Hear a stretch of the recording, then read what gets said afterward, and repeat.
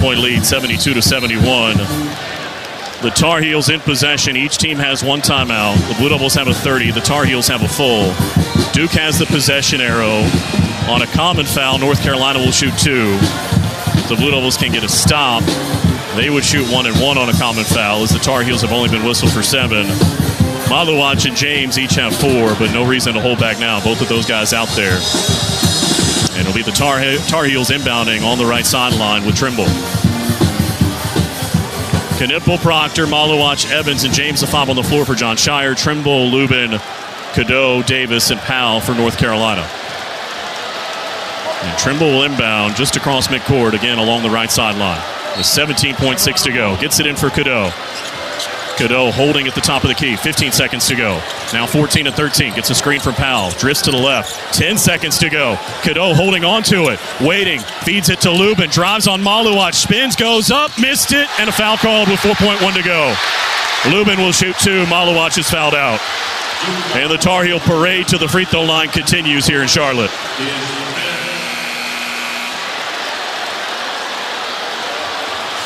Tar Heels about to shoot their 18th and 19th free throws here in the second half, and the Blue Devils using essentially the 30 seconds you get when somebody fouls out to get a second timeout here. As we get a second look at a replay, there wasn't a whole lot of contact there.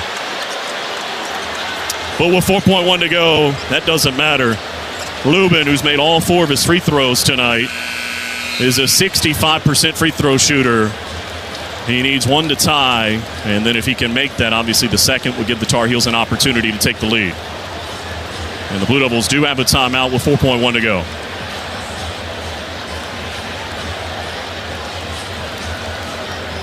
So Patrick Gungba comes in with Maluach having fouled out. And the officials trying to break up the Tar Heel huddle now. As Vin Allen Lubin, who's been their leading scorer tonight with 20, heads to the line for 2.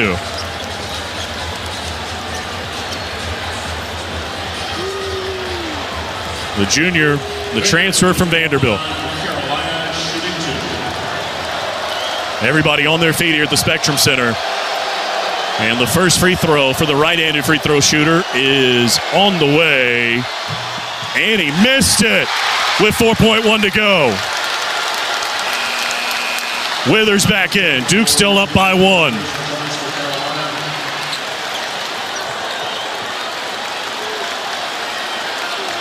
They do have a timeout. Talking about John Shire's group if they need it, if he makes or misses the second. One more attempt for Lubin. The second one is on the way. It's a lane violation. He made it, but Withers stepped in the lane. It's a turnover, and the Blue Devil lead stands 72-71 with 4.1 to go. Withers got an early start, and the Blue Devils still lead by 1. Not done yet, though. With 4.1 to go, they lead by 1. And it would be a 1 and 1, but you got to get it inbounds first. James will inbound. Powell to contest. Sion has to hold his spot. Waiting, still waiting. Going to use the timeout. He had to call for it twice, and they did give him the timeout. So we'll break for 30 with 4.1 to go, and the Blue Devils still clinging to this 1-point lead. Hey Blue Devil fans, it's game day, and Harris Teeter knows your party is just as important as the game. With mouth-watering wings, delicious dips, pre-ordered party platters to please any crowd, and not to mention the best pizzas, ribs, and ready-to-grill pub burgers in town. Only Harris Teeter can deliver delicious as you huddle up with family and friends to celebrate. Set a reminder to order ahead if you need party platters, and make Harris Teeter your pre-game stop before the next game. Harris Teeter, where Blue Devil fans shop for their delicious game day. So 4.1 to go. The Blue Devils now out of timeouts. They have the possession arrow. They're in possession, leading by 1, 72-71. John Roth, how's your heart? It's working right now pretty hard. But right now, certainly John Shire coming up with exact instructions for his team on how to handle this 4.1 seconds. They don't have a timeout left, so they have to get the ball inbound, preferably to a good free throw shooter. And again, remember, because it was a turnover, they cannot run the baseline. It'll be Tyrese Proctor, Con Knipple, Isaiah Evans, Mason Gillis, and Con Knipple, the 5 on the floor. All very good free throw shooters. And James will be the inbounder in backcourt. First mission, get it in. James, again, has to hold his spot. Left baseline, left side of the hoop. And here we go. Sion waiting to get it in. Still waiting. Time winding down, gets it in for Kahn in the corner. Davis wraps him around the belly, and with 2.8 to go, will walk to the other end to shoot 1 and 1. 2.8 seconds to go. And John Roth, the guy who you knew had a lot of pressure on him tonight with no Cooper flag, the Blue Devils' second leading scorer, has 15 and a chance with the 1 and 1 to add to the lead here, leading by 1. Absolutely, and he is the Blue Devils' best free throw shooter statistically. He's certainly no stranger to clutch moments, and we'll look forward to seeing. He's actually smiling right now, talking to one of the officials, waiting for the chance to step up to the line and shoot these free throws. Shot 12 out of 13 yesterday. Now they've just changed the clock, David, back to 3.2 seconds. 3.2. And it is a 1 and 1. As Blue Devils getting some final instructions from their head coach. Gungwa, the only one in there to rebound. Probably as much as anything just to try to slow down and advance should Kahn miss. And the Tar Heels still talking things over in the paint. Lee Cassell steps in to separate them. And now Knippel set for a 1 and 1. Kahn has been so steady all season long. And the front end is good. Woo! 16 for Knippel, 73-71, 3.2 to go. One more to come for Kahn. On the way. That's big time. He got them both. A 3-point game, 3.2 to go. Carolina not going to use their timeout. They lob it to midcourt. Caught by Trimble. They'll take it now with 2.5 to go. That is their final timeout. We'll keep it here. They might add a 10th or 2 back on, but it's Duke 74 and North Carolina 71. And here's the age-old debate, John Roth. Do you foul? Up 3. Obviously, you don't want to foul someone in the shooting motion. There's so many different competing philosophies, and we'll see what John Shire decides to do here. Yeah, right now, it certainly would not be a bad thought if you're sure that it's not going to be a 3-point shot. Especially if you can force North Carolina to make the catch going back towards the Blue Devils basket, so to speak. Because as you were intimating, the last thing you want to do is foul a 3-point shooter. Right. So tense moments here with 2.5 seconds left. They haven't made any move to add any time back on yet. They're at the monitor. Bert Smith is. If anything, it's a 10th or 2. But how about those free throws for Kahn? Huge free throws for Kahn Knippel. And it's Bert Smith and Lee Cassell looking at the monitor. We'll see if they add a 10th or 2. 2.5 right now. Nobody has a timeout left. And they put 4 tenths back on. So 2.9. Trimble inbound. Gungbo out there to contest. Knippel, Gillis, Proctor, and James the other 4. You imagine North Carolina's going to try to get it to Davis. He's standing at the left elbow. And here we go. Trimble to inbound. Waiting. Throws it. Nope. Still waiting. Having a hard time. Bounces it in for Lubin to tie. No! And it's over! Battered and bruised. They found a way. Duke gets it done 74-71. And it's on to the title game here in Charlotte. John Shire has his triple crown as the Blue Devils beat the Tar Heels 3 times in the same season for the first time since 2002 and for the 6th time in program history. And John Roth, it was anything but easy in the second half. You're exactly right about that. The Blue Devils had a 24-point lead, and North Carolina rallied almost all the way back, but the Blue Devils held on defensively and got the clutch free throws from Kahn Knippel in the last closing, 3.2 seconds. They will play for a title for the 36th time in search of their 23rd. It looked like they might cruise when they were up 24. Anything but they got it across the finish line. Gritty, tough. It's 74-71 was the final. By the way, the last time these two made the semifinals in this building, the Blue Devils scored 74 points that night as well, as Zion had 31. We'll hear from one of our players of the game here in just a moment as John Roth is awaiting in the corner. But what a remarkable job the Blue Devils did holding on down the stretch. Carolina gave them everything they had, but Duke got it done, 74-71. As Kaman Maluach is visiting with television, we're going to visit with Concanipple. Here's John Raw. Against the Big Blue, you can score big with the Chick-fil-A app this season.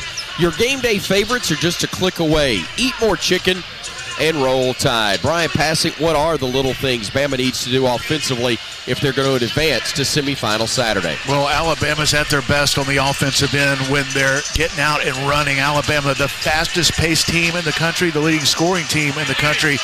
They want to turn defense into offense, get stops, get out, and run. And this Kentucky team, they do a good job defensively defending the three-point shot. Alabama has shot the ball better in the last month and a half of the season, but this team gets downhill and finishes at the rim at a high level. And this Kentucky team, defensively, they don't have a lot of rim protection. Bama should be able to get the ball inside. Now, when you watch the SEC or any conference tournament, they're letting them play a little bit more. It's been a little more physical around the basket.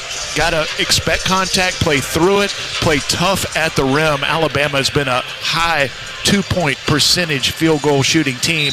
That needs to be the case here tonight. By the way, a thought from you before we head into this next break about Florida's win over Missouri. And to me, it seems like it was almost ideal for the Gators. They got pushed a little bit, but not to the end where they had to overexert themselves. They got their feet wet in this tournament with the victory, and they just look like they did at the end of the regular season, frankly, to me. Yeah, Missouri's a really good team, potentially a second weekend team. Florida might be the best team in the country. Hopefully Alabama will get a shot at them tomorrow afternoon here at Bridgestone Arena. Right now, obviously the focus is the Kentucky Wildcats, but Florida, Auburn, I think maybe right now the best two teams in the country. You could make the argument for Duke and Houston, but Alabama, Tennessee right there as well. Hopefully we'll see that tomorrow, but got to take care of business against the Cats before that happens. Well, so we've already talked about the offensive little things Bama needs to do. We'll talk about the keys to victory on the defensive end. Those are presented by Ford, and Brian will have those for you next here on the Crimson Tide Sports Network from Learfield.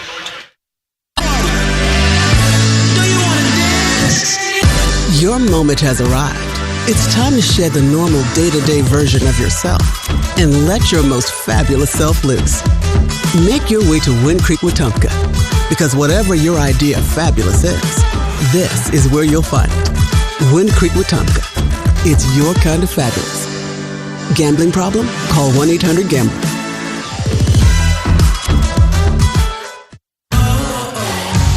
At Red Diamond, we know that there's simply nothing better than the perfect sip of fresh brewed iced tea.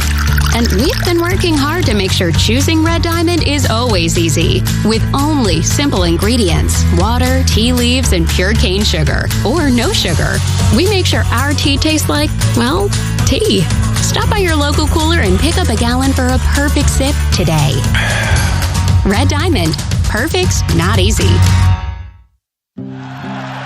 When the game is on the line, you want someone you can count on. At Alabama Power, we believe in consistency and having each other's back. It's our game plan to safely deliver the electricity you depend on. We give 100% to achieve 99.9% reliability. Learn how we power a better Alabama at alabamapower.com/reliable. Alabama Power is a proud supporter of the Alabama Crimson Tide.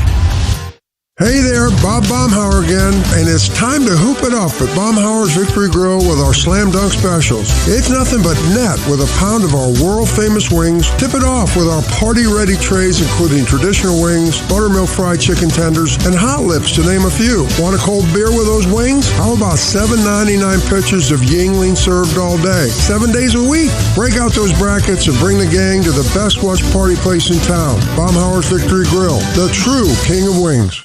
Ever wondered what a 30-foot tall pistachio looks like? A giant redwood or Big Sur? Chevron with Techron will be there to help you see them and tons of other places you have to see to believe. Because with unbeatable mileage and a clean engine, cars feel great. So next time you want to fill up on a little adventure, an awkward family photo, or a new commute to work, make sure to fill up at Chevron's along the way. Your car and your memories will thank you. Chevron with Techron, fueled by possibility.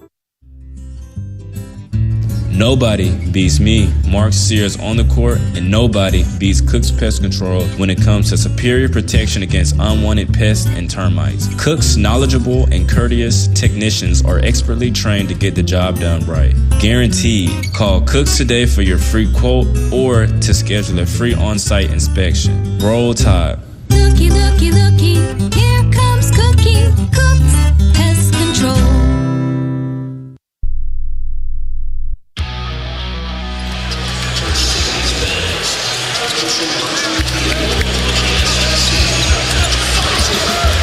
Courtside at Bridgestone Arena in Nashville, the quarterfinals of the SEC Men's Basketball Tournament, the final quarterfinal game, in fact, as the Crimson Tide takes on Kentucky. Florida, a winner earlier this evening. Tennessee, a winner over Texas earlier today. And Auburn beat Ole Miss in the first game of the day around noon to all punch their tickets to Saturday's semifinal round. Alabama trying to do likewise in tonight's contest with the Big Blue. The keys to victory defensively are presented by Ford, and with impressive power and smart features, great things can happen when you drive a Ford F-150.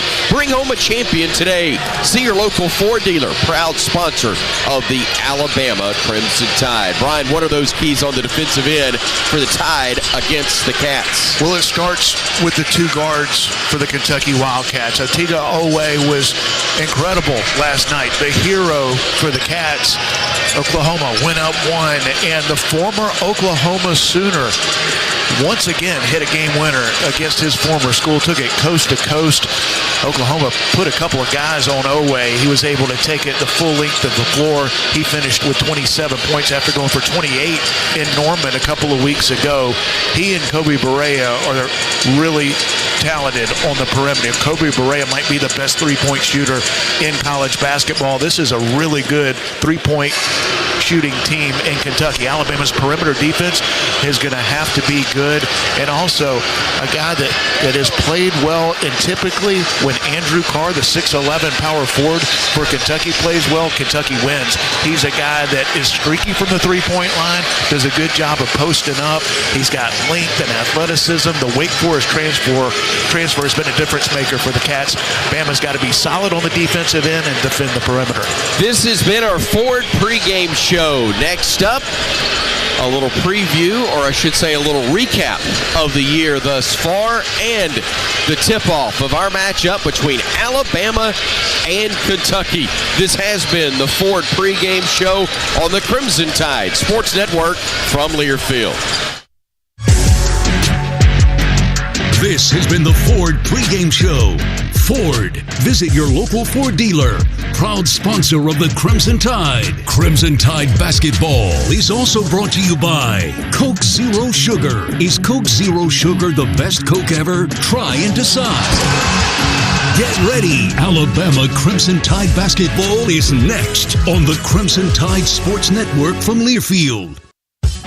Are you sick of pretending to like boring hard seltzers that leave you feeling bloated? Tired of drinking the same old light beer? No time to make a mixed drink with all those complicated ingredients? Then it's time for you to try something different. Beatbox is now an official sponsor of Alabama and the Crimson Tide Sports Network. Packing an 11.1 APV punch, each Beatbox is bursting with delicious flavors. Beatbox is gluten-free, low sugar, and resealable, so you can always take the party on the go. There ain't no party like a Beatbox party. Roll Tide. Please drink responsibly. Must be 21.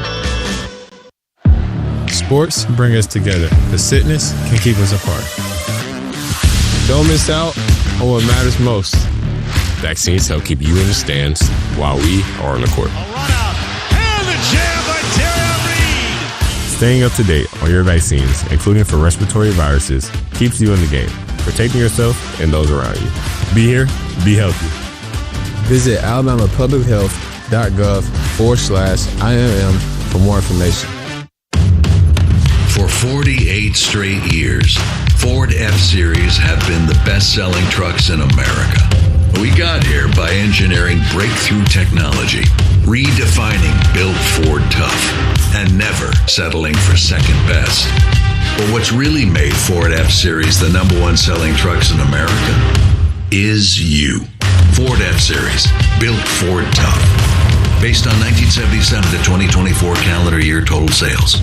Hey there, Bob Baumhauer again, and it's time to hoop it up at Baumhauer's Victory Grill with our Slam Dunk Specials. It's nothing but net with a pound of our world-famous wings. Tip it off with our party-ready trays, including traditional wings, buttermilk fried chicken tenders, and hot lips, to name a few. Want a cold beer with those wings? How about $7.99 pitchers of Yingling served all day, 7 days a week? Break out those brackets and bring the gang to the best watch party place in town, Baumhauer's Victory Grill, the true king of wings. Let's huddle up and make things happen with the only cards for T-Town. The University of Alabama Regions Visa Debit Card and Prepaid Regions Now Card. They're a win for your wallet and a big roll tide, whether you're purchasing stuff for game day or every day. Want to go all in on confidently showing your Tide pride? Order your card now at regions.com/GoBama. Regions, official bank of the SEC. Member FDIC. Terms, conditions, and fees apply. Coleman Coliseum gives the Tide a big home court advantage. When it comes to your home, count on Tri-Green Equipment to give you a big tried-and-true advantage with our lineup of John Deere equipment. From riding mowers, compact utility tractors, gators, to large agricultural equipment, they've got serious game. Plus, the tried-and-true Tri-Green team is always there when you need an assist. Stop by one of our locations or visit TriGreenEquipment.com. Proud sponsors of Alabama Crimson Tide Basketball. Here we go. It's time for Alabama Crimson Tide Basketball on the Crimson Tide Sports Network from Learfield. To the trailer. Three. Bottom. Tie game. 75-all. Three attempt block. Amori got it. He threw it home again. The big fella. The big dog. Eating big. He'll rise. He'll fire. He'll make the three. The bank first three. Crimson Tide Basketball is brought to you by Guthries, America's original chicken finger restaurant, a proud partner of the Crimson Tide. Golden Flake, the official potato chip of the Alabama Crimson Tide. Bud Light, easy to drink, easy to enjoy. Conecuh Sausage, made fresh in Evergreen, Alabama since 1947, and now the official smoked sausage of the Crimson Tide. Cook's Pest Control. Call Cook's to score superior protection from pests and termites. Medical Properties Trust, at the very heart of healthcare. Club Tales, the original cocktail in a can. Chick-fil-A.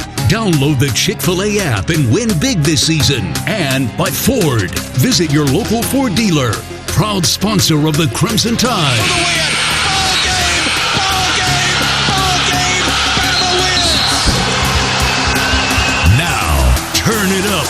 It's game time. Here's the voice of the Crimson Tide, Chris Stewart.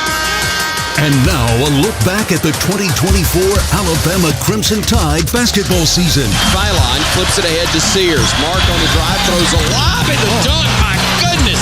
Darian Reed caught it. Steps back, fall away three at the buzzer. It's no good. 94-79, your final score. I know somebody's got to be playing it back home, so we'll all sing it during the break.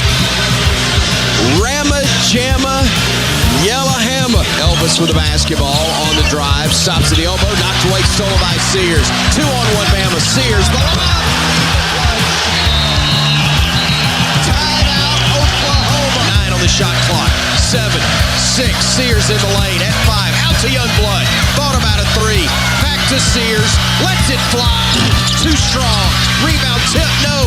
Youngblood. Stevenson with the rebound. Out to Sears. Tries it again. In and out. No good. Rebound claimed by Phylon. Sears again. The big man Williams handing it off. He'll get a return lob. Couldn't get it to go. Rebound picked up Diamante. We got numbers. Kicks it in the corner. Youngblood. 3 attempt blocked. Scrambles. Sears saves it underneath. Sears out to LeBaron. Make it, baby. Bottom. Grant hands it off to Phylon. Drives, kicks. Youngblood. 3. Bottom. Oh, mercy. Chris Youngblood with a hand in his face. Buried it. Bama will inbound it. Cats will not foul. It's going to be a 102-97 final. Bama wins it. And let's get out of here. The Tide, a winner in the bluegrass. Google in the lane. Deflected by Nelson and stolen by Holloway. Aiden running the other way. Doesn't have numbers. Stops on the wing. Kicks it out. Looking for Sears. He will keep the dribble going and then feeds Mark. Mark in the corner. Nelson for three. Bottom. Oh, mercy. Grant Nelson. A huge three on the assist from Mark Christopher Sears. Bama down a bucket. Sears to his right. Sears stopping top of the arc. Sears into the corner. Nelson had his 3 attempt block. Amore got it. He threw it home again. The big fella, the big dog, eating big. And Bama, with 2:37 to go, is tied it again at 83. With it out high, will be Pettiford. Poked away by Filon and stolen. Driving in, pump fake, shot, left-handed. Good. Bama on top, 85-83. 2:06 remaining. Sears to answer. No good. Long rebound back to Mark. Over on the wing, Filon for 3. No. Rebound Nelson. Pump fake shot. Yes. What a man. What a play. Grant Nelson. Bama by 1 with 1:15 to go. Will inbound it. They'll have Filon, Youngblood, Sears, Nelson, and Holloway. Could it possibly be an unbelievable script? Filon will bring it ahead with 12, with 11. Filon, front court at 10, 9. Filon at 7, Filon at 6, Filon at 5. Over to Sears at 3, Sears at 2, at 1 for the win. Ball game, ball game, ball game. Bama wins. Roll Tide. And hopefully the Tide will continue rolling. You heard some of the great moments so far this year, and hopeful now to add to those moments as we get into the postseason. Chris Stewart, Brian Passink, Tom Stipe, and our studio engineer Jerry Kelly with you. Bridgestone Arena, the site of the SEC Men's Basketball Tournament. It's been the site of 2 SEC titles for Coach Nate Oates in this building. Last year it was a one and done for the Crimson Tide, but Alabama, the number 3 seed in the tournament, taking on the 6th seeded Big Blue of Kentucky. Is it a little different seeing the Cats wearing the road uniforms as the lower seed? Yes, and we like it. Not because it's Kentucky as the lower seed. It just means Alabama has earned the level of respect that they have. The Tide will wear white tonight.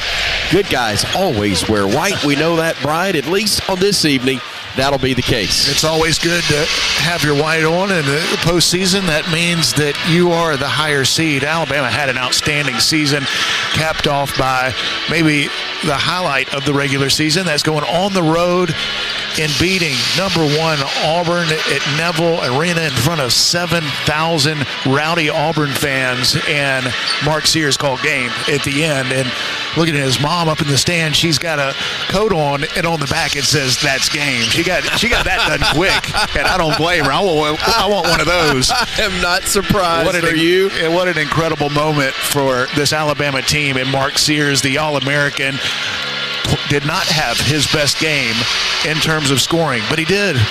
Assists, 7 assists, limited turnovers. His defense was terrific. You had Grant Nelson step up, Cliff Amore with his best game of the season, and Alabama goes into the postseason with a little momentum. Now, everybody's 0-0 right now in the postseason. Alabama has had success in this building, as you mentioned, a couple of championships here at Bridgestone Arena.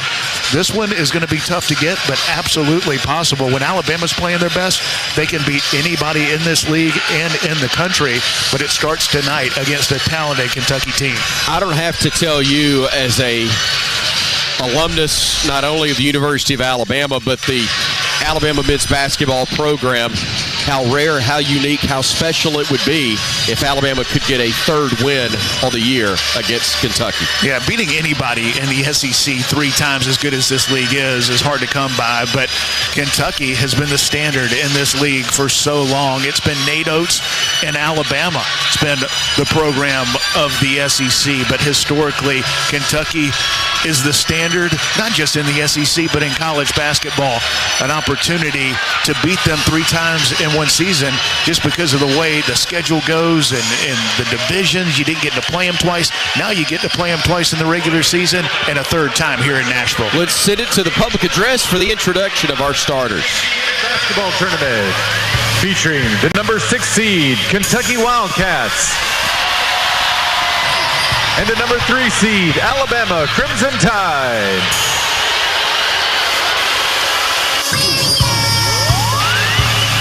And now let's meet the starting lineups for the teams.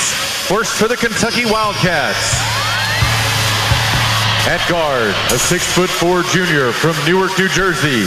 From the All-SEC second team, number 00, Otega Owe.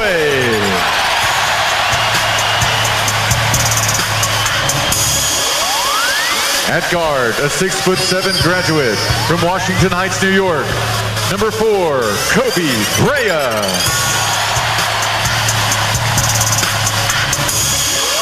At forward, a 6'11" graduate from Westchester, Pennsylvania. Number 7, Andrew Carr.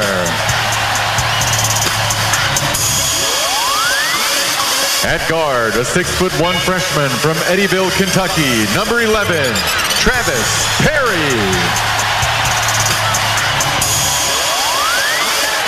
At center, a 7-foot graduate from Nottingham, England. Number 22, Amari Williams.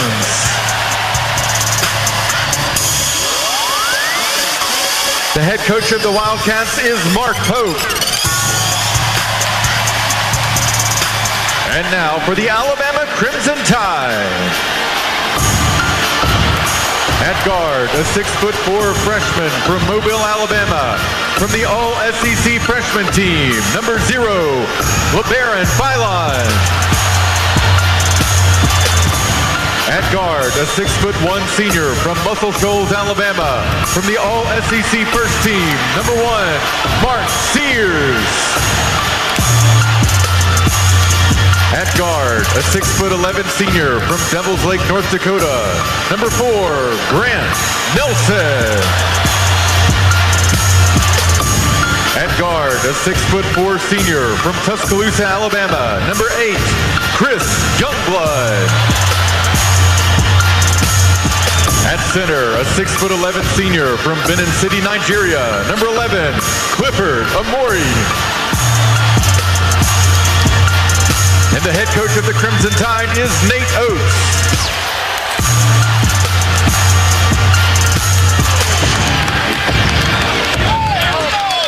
Well, with one exception, we have seen the higher seeds hold serve. And now as we're in the quarterfinal round, all of them have been able to hold serve today. It's only number 3 facing number 6 that has not been decided. And man, do we hope it does hold serve. Yeah, let's continue that trend. Auburn had a battle to open things up here at noon in the quarterfinals against Ole Miss. If the Rebels could have made some shots, that might have been a different outcome. Auburn ends up winning that game by 5. Janai Broome made plays late, but it's been the higher seeds that have moved on to the semifinals, and we would love for that to continue. It's not going to be easy. Kentucky, yes, they're beat up, but they've won big games against highly ranked teams when they haven't had Lamont Butler or Jackson Robinson. So they're an experienced team, but they're also experienced playing without certain players. They've had other guys step up. Otega Owe, they mentioned second team All-SEC. He's played like a first team All-League guy, potential All-American in what he's done the last couple of weeks of the season. Veteran crew working tonight's ball game as Doug Shows, Joe Lindsay, and KB Burdett will have the whistles. KB will be the lead man. He will stride to center court. He steps between Clifford Amore of the Tide and Amari Williams of the Cats. Taps control to the backcourt to our right by Alabama.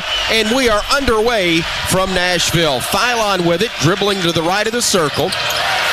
He will throw a lob down low in the flush from Clifford Amore, and the Tide attacks early. Yeah, beautiful set play out of not the timeout, but the tip. The pass was a little low, but Cliff Amore able to catch it and throw it down. Able to dunk it over Andrew Carr as we're underway. 2-0 Bama. Williams with it in the low post. Working against Amore. Little jump hook with the left hand. No good. Rebound fought for and saved by Clifford. And here comes now Grant Nelson front court for the Crimson Tide. Nelson Nelson handing it off. Youngblood had his 3-attempt block tipped out by Nelson, but controlled by the Cats. It's Ford bringing it front court.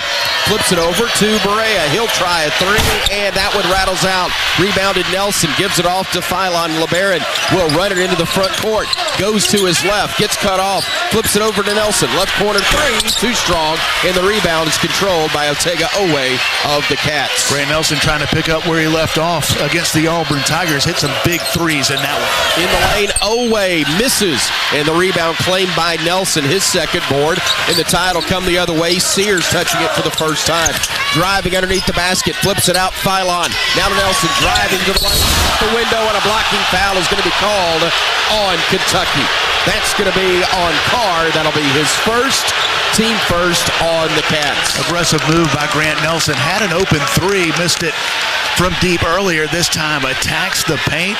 Kentucky fans don't like the call. Austin Carr with the blocking foul, and it'll be Grant Nelson at the line for 2. Doug Chow's with the call. Nelson going to the line to shoot a pair for the Crimson Tide.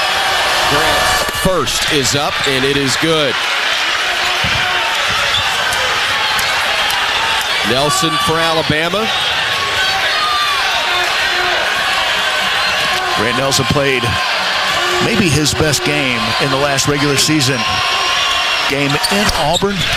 If Grant Nelson plays the way he did on both ends of the floor against the Auburn Tigers, if that type of play continues, Alabama's going to be playing a long time in March, hopefully into April. 4-0 Bama as he hits both free throws. 65% in conference play this year was Grant from the stripe. Williams throws the backdoor look to Ford, throws it off the window, no good. Bama will run with numbers.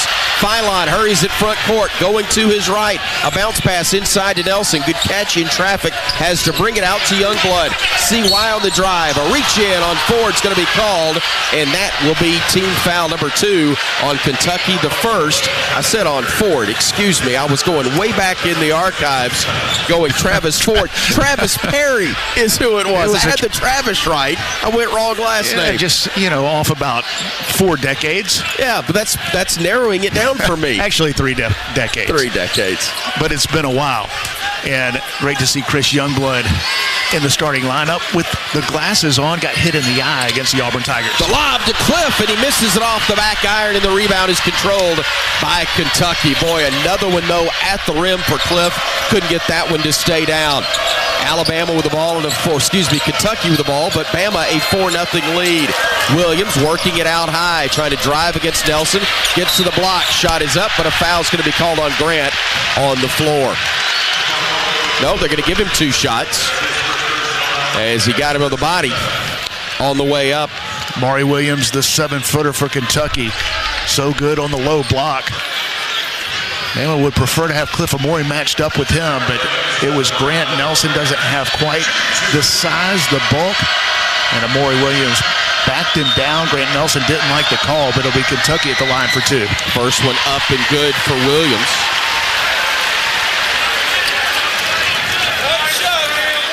Williams on the year, a 64% free throw shooter from the charity stripe. The big lefty from Nottingham is able to knock down the second one as well.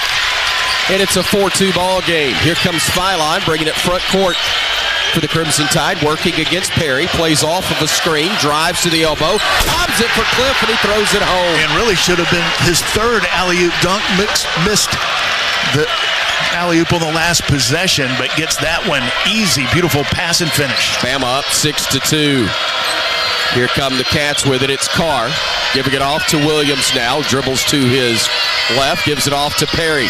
Perry on the drive in the lane. Stops, shoots a fall away, wildly misses. Rebounded by Cliff to Sears. Throws it over to Philon. Now LeBaron working up top to Mark. Thought about a deep 3. Instead will drive left. Will go to his right now. Steps back, shoots a high 3. No good. Rebound fought for. Scramble on the deck. Nelson had it, lost it, and here comes Kentucky.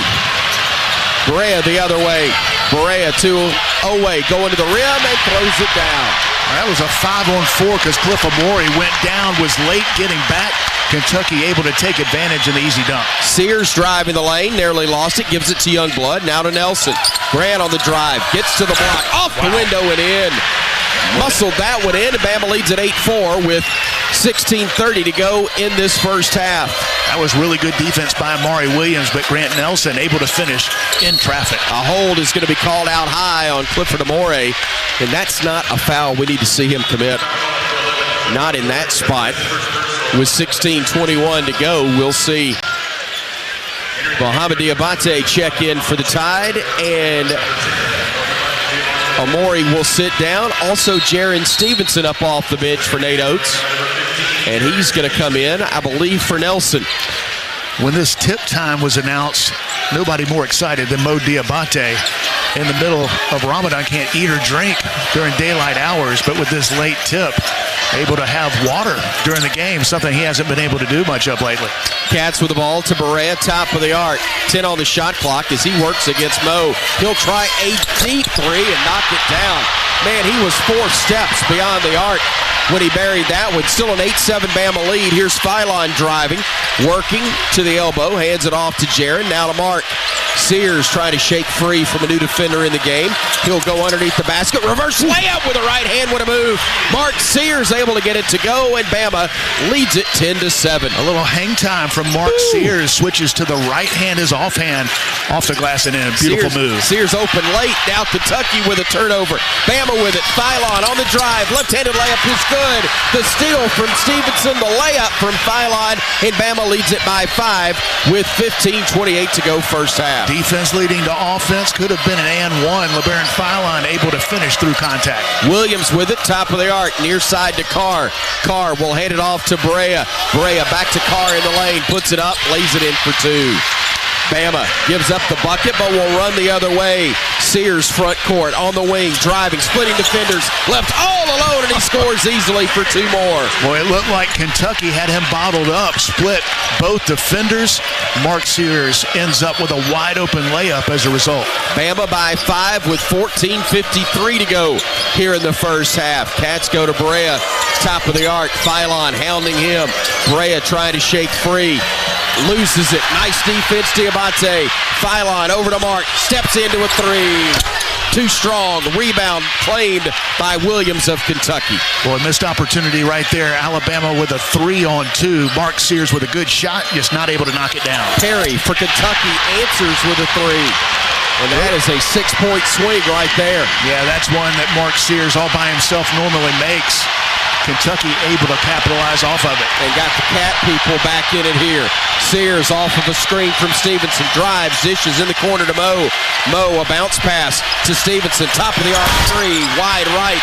And the rebound control by Kentucky. Boy, fortunes changed in a hurry as Williams works against Mo, trying to back his way down. Flips it over to the big man, Carr. Carr stops right of the circle. Fires it near side to Chandler. Chandler giving it up. They'll throw it down low to Carr. Lays it up and in for 2, and we are tied at 14. That's good offense by Kentucky. Bama's so aware of the three-point shooting ability of the Cats. They're able to go inside with a couple of easy buckets. Sears to Youngblood. Back to Sears on the near wing. Sears trying to drive, stopping, stepping back, crosses over, getting to the lane, spin, shoot, shot block by the Cats. It was Williams who got it. Now hurrying the other way is Chandler. Fires it down low to Williams, too hot, out of bounds. Possession will on to Bama when we come back. What a pace with 13:20 to go in the first half. Timeout on the floor.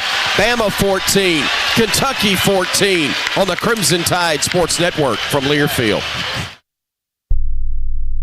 Domino's delivers game day across Tuscaloosa and the surrounding area. Locally owned in Tuscaloosa for 30-plus years, the team at Domino's is proud to be a supporter of Alabama basketball and athletics across the Capstone. Domino's would like to thank our customers for supporting our local business for over 30 years. Make Domino's your choice on game days year-round. Domino's is proud to deliver your Alabama Crimson Tide game days anytime. Just visit RollDomino's.com. Thanks for your business and Roll Tide. Craving a cold, refreshing cocktail to enjoy during the game? We thought so. Crack open a can of Club Tales, the OG cocktail in a can. Club Tales is 10% alcohol and packed with delicious flavor to fuel your team spirit. Why waste time mixing ingredients when you could grab a sunny margarita, screwdriver, or Bahama Mama that's ready to drink? Hype your game day with Club Tales, proud sponsor of the Crimson Tide. Find your closest cooler at clubtales.com. Must be 21 years of age or over. Moderation is the best action.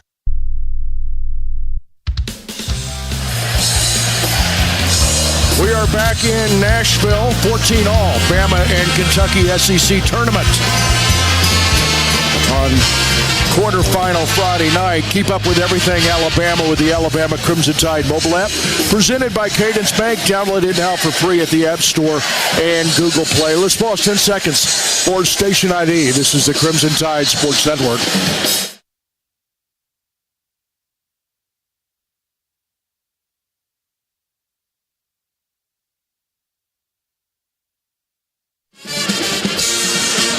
Tom Stipe, Chris Stewart, Brian Pasick. We are courtside in Nashville. BP, what do you see so far? Well, Kentucky's ability to knock down threes, they've knocked down a couple, 2 for 3 from beyond the arc, has really extended Alabama's defense. And this Kentucky team so good on the offensive end, taking what Alabama's given them.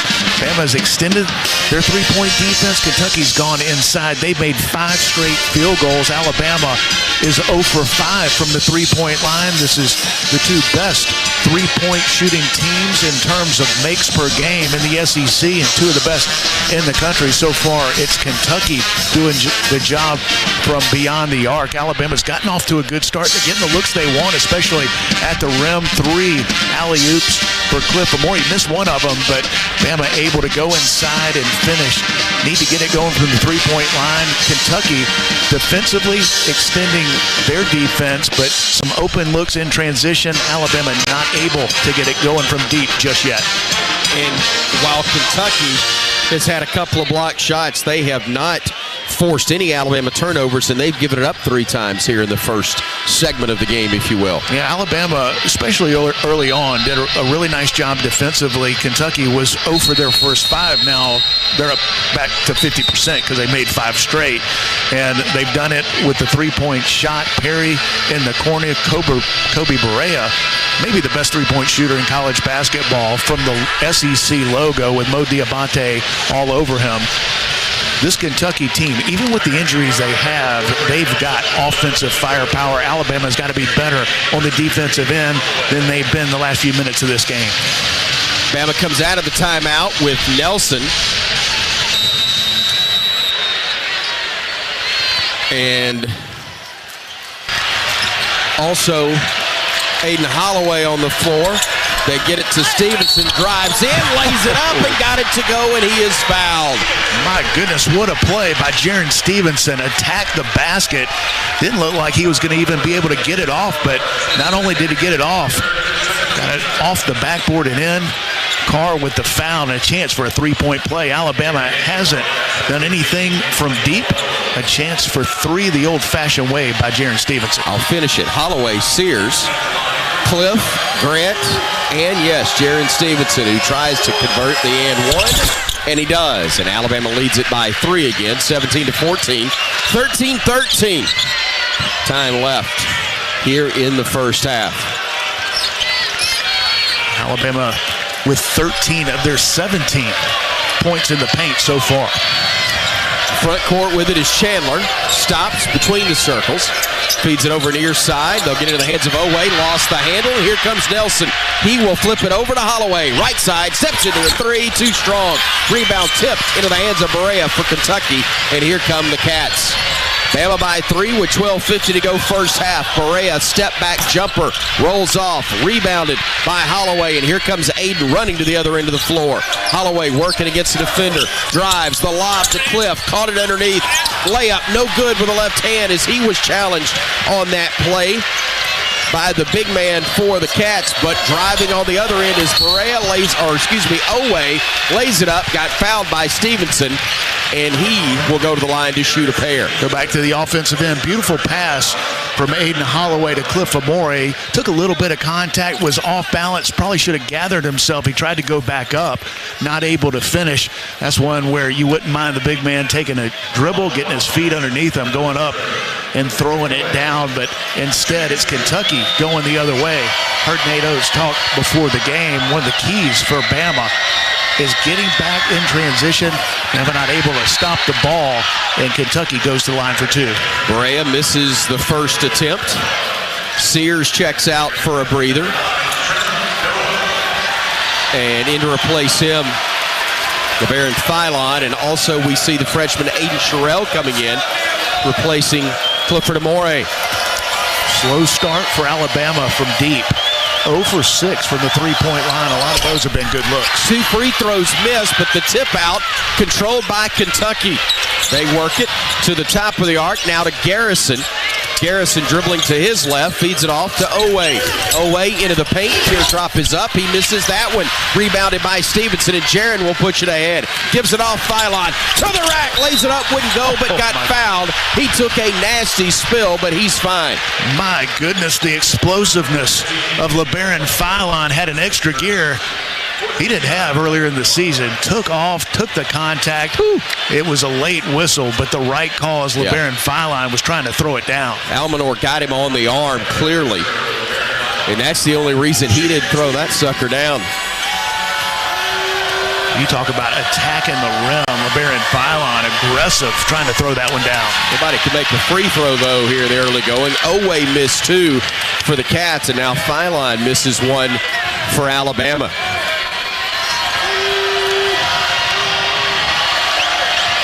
Free throw up, free throw good. So Philon hits 1 of 2, and Bama leads it by 4. 12:09 remaining here in the opening half of play. Bama's led it by as many as 5. Kentucky has not led so far. We've only played 8 minutes in this contest. Almanor hands it off to Chandler. Lost it, stolen by Holloway, and now gives it off to Philon. LeBaron works past the defender into the lane, puts it up and got it to go with the right hand. He wanted to pass it off, but there was nobody open. Yeah, and he was able to adjust in midair and finish. Beautiful move by LeBaron. Here's Kentucky with the basketball. Almanor trying to drive against Nelson. Gets into the paint, gets cut off, needs help. Flips it back outside to Owe. Stevenson guarding him. Owe, a bounce pass. It goes off the leg of a teammate. Bama running the other way with Philon. Spinning in the lane. Up and good. And he is fouled. What a play by LeBaron Philon. Alabama once again. Defense into offense. Gets the steal. And LeBaron Philon doesn't try to throw it down. Takes the contact and gets the friendly roll. A chance for a big three-point play after the break. Timeout on the floor. 11:24 remains in the first half. 22-14 is our score. Good guys on top here on the Crimson Tide Sports Network from Learfield. Producing championship quality lumber is not an easy process, but at Everwood Preserving, it's our only process. Wood treated right. Everwood offers top-notch pressure-treated wood for decks, outdoor structures, commercial jobs, and more that you can build your reputation on. When it comes to quality, we're on the winning team. Visit your local Everwood dealer today and discover the difference for yourself. Everwood Preserving Incorporated, the official lumber of the Alabama Crimson Tide. For 48 straight years, Ford F-Series have been the best-selling trucks in America. We got here by engineering breakthrough technology, redefining Built Ford Tough, and never settling for second best. But what's really made Ford F-Series the #1 selling trucks in America is you. Ford F-Series, Built Ford Tough. Based on 1977 to 2024 calendar year total sales.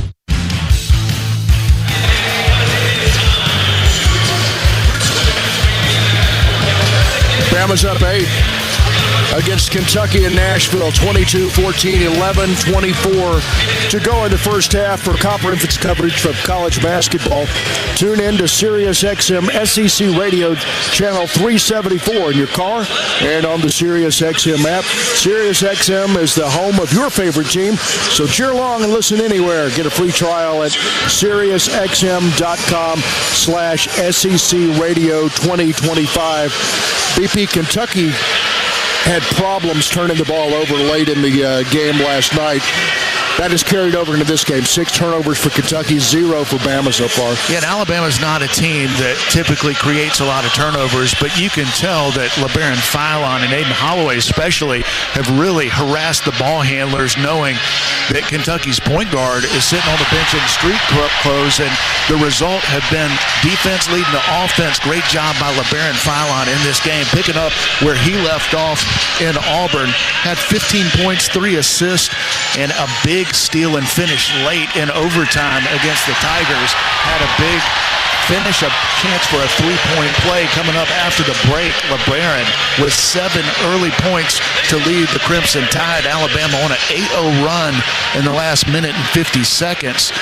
Kentucky's turned it over 4 times in that span. Bama doing the job on both ends. Taking a look at, again, some of the individual numbers. Alabama getting 7 to lead the way from LeBaron Philon. Sears, Nelson, Amori, 4 each. 3 from Stevenson to round out the scoring. Kentucky's gotten 4 from Carr, 2 each from Williams and Owe, 3 each from Brea and Perry.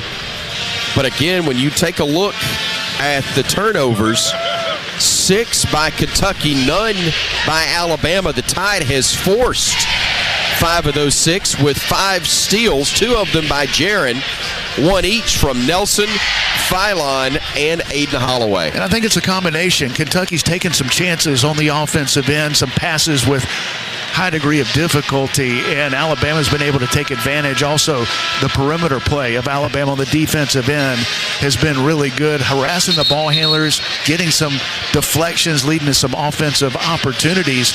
And Alabama doing it with defense, but not doing it with the long ball. Still 0 for 6 from the 3-point line. Couple of 3-point play opportunities instead of 3s from deep, and LeBaron Philon a chance to add to this Alabama lead. But got to continue to get out to the Kentucky shooters. Kobe Barea back in this game, one of the best 3-point shooters in the country. And a great sight, Darion Reed on the floor. Have not seen him in a while. First action for the Grovetown, Georgia native, as Philon converts the and one.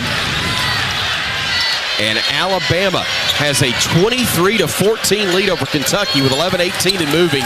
Time left in the opening half. Williams stops at the elbow, gives it off to Barea, being chased by Reed.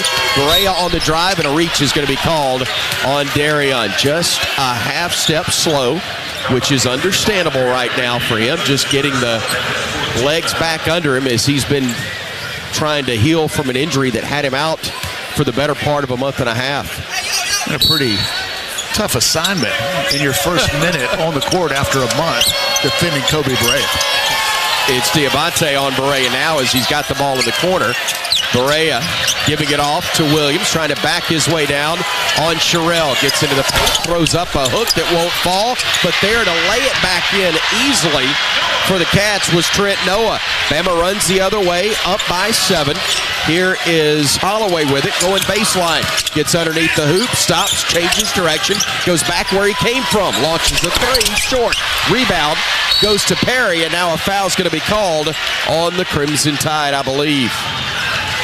Let's see, are they going to get Mohamed Diabate? They are. Yeah, they said he grabbed Williams running down the court.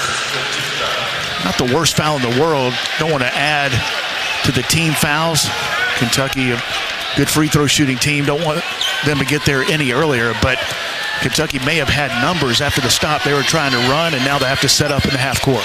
Williams with the basketball, throws it back door, saved by Perry. They kick it to the corner where the 3 is missed by Almanor, and Bama runs the other way.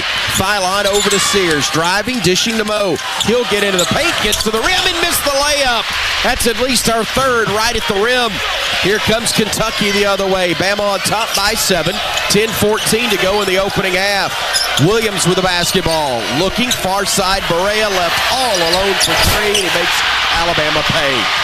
Missed assignment there. Nobody was close to him. Now here's Philon the other direction with a 4-point Bama edge. Reed looking low, nothing there. Takes a dribble, picks it up, needs help. and he will hand it off to Philon.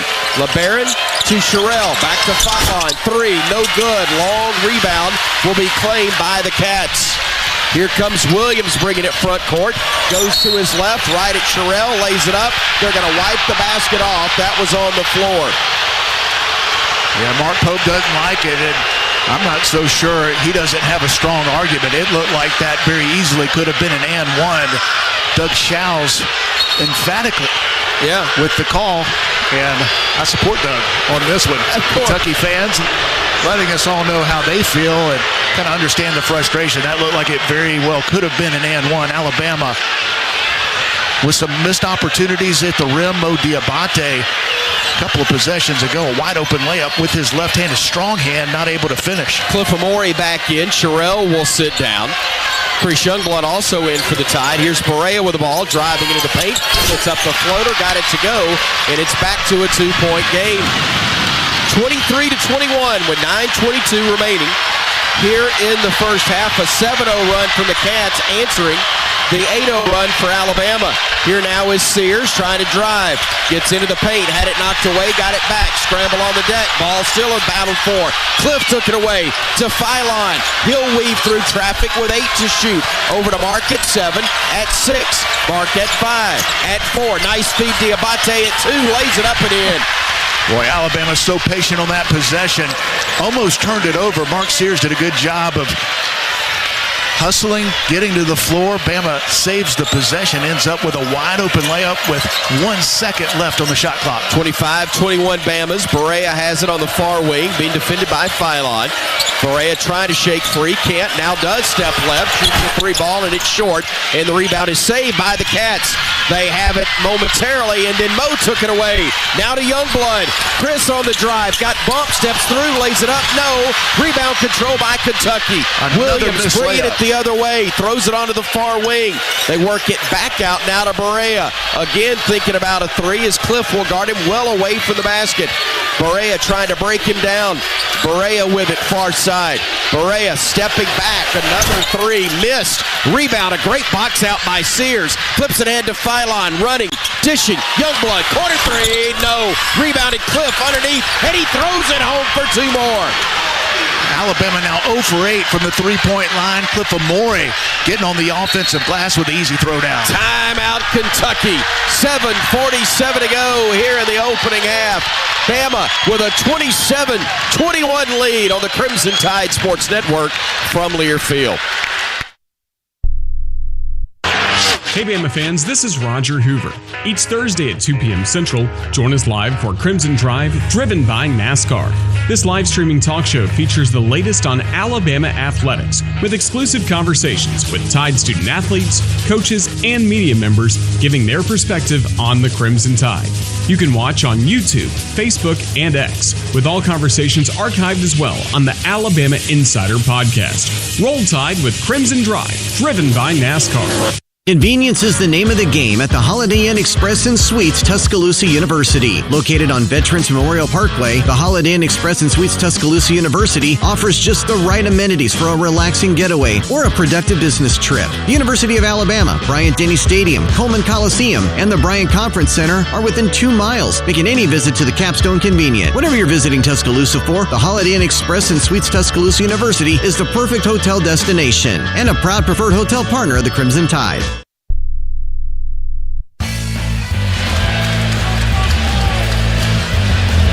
Bama 27, Kentucky 21, 7:47 to go in half one. Nashville, Tennessee SEC Basketball Tournament. Crimson Tide fans are reminded to stay up to date with all recommended vaccinations. Flu season's here, so don't wait. Vaccinate. Visit alabamapublichealth.gov/IMM to learn more. BP, one of the things we've seen down the stretch is I'm not going to say emergence. He was a great player before he got to Alabama, but the big dog, Cliff Amore, is really playing strong in this game like he did in the last game at Auburn. Yeah, had 15 and 8 against the Tigers, 7 for 7 from the field, and did that in foul trouble.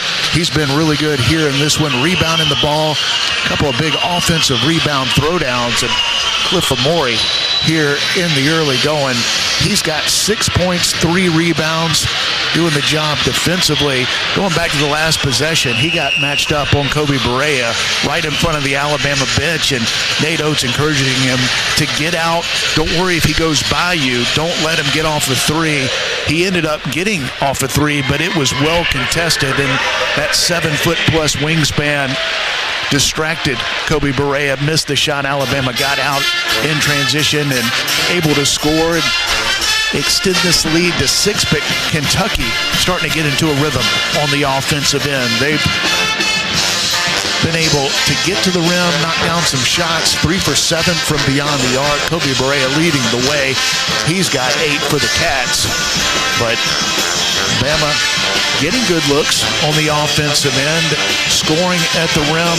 Almost all of their damage has been done in the paint or at the free throw line. Nothing from deep. Alabama now 0 for 9 from the three-point line. Some of their top shooters are getting good looks. Bama's done a nice job of moving the ball, taking care of the ball. Unfortunately, not able to convert. If they continue to take care of the ball, move it, get it to open shooters, eventually those threes are going to go down, as we talked about at the break. Up 6, 7:47 to play in the first half, and Alabama 0 for 9 from the three-point line. Doing a lot of other things well. Hopefully the threes will come.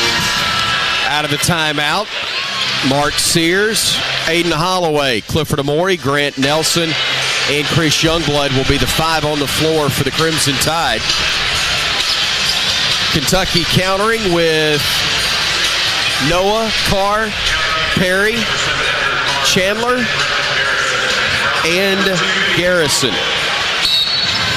That's the 5 for Mark Pope. Perry with the basketball. Now it's Garrison giving it off to Carr. Back to Noah, top of the arc. He'll drive. He'll shoot a floater from 10. No good. Rebound claimed again by Amore, and the outlet pass goes to Holloway.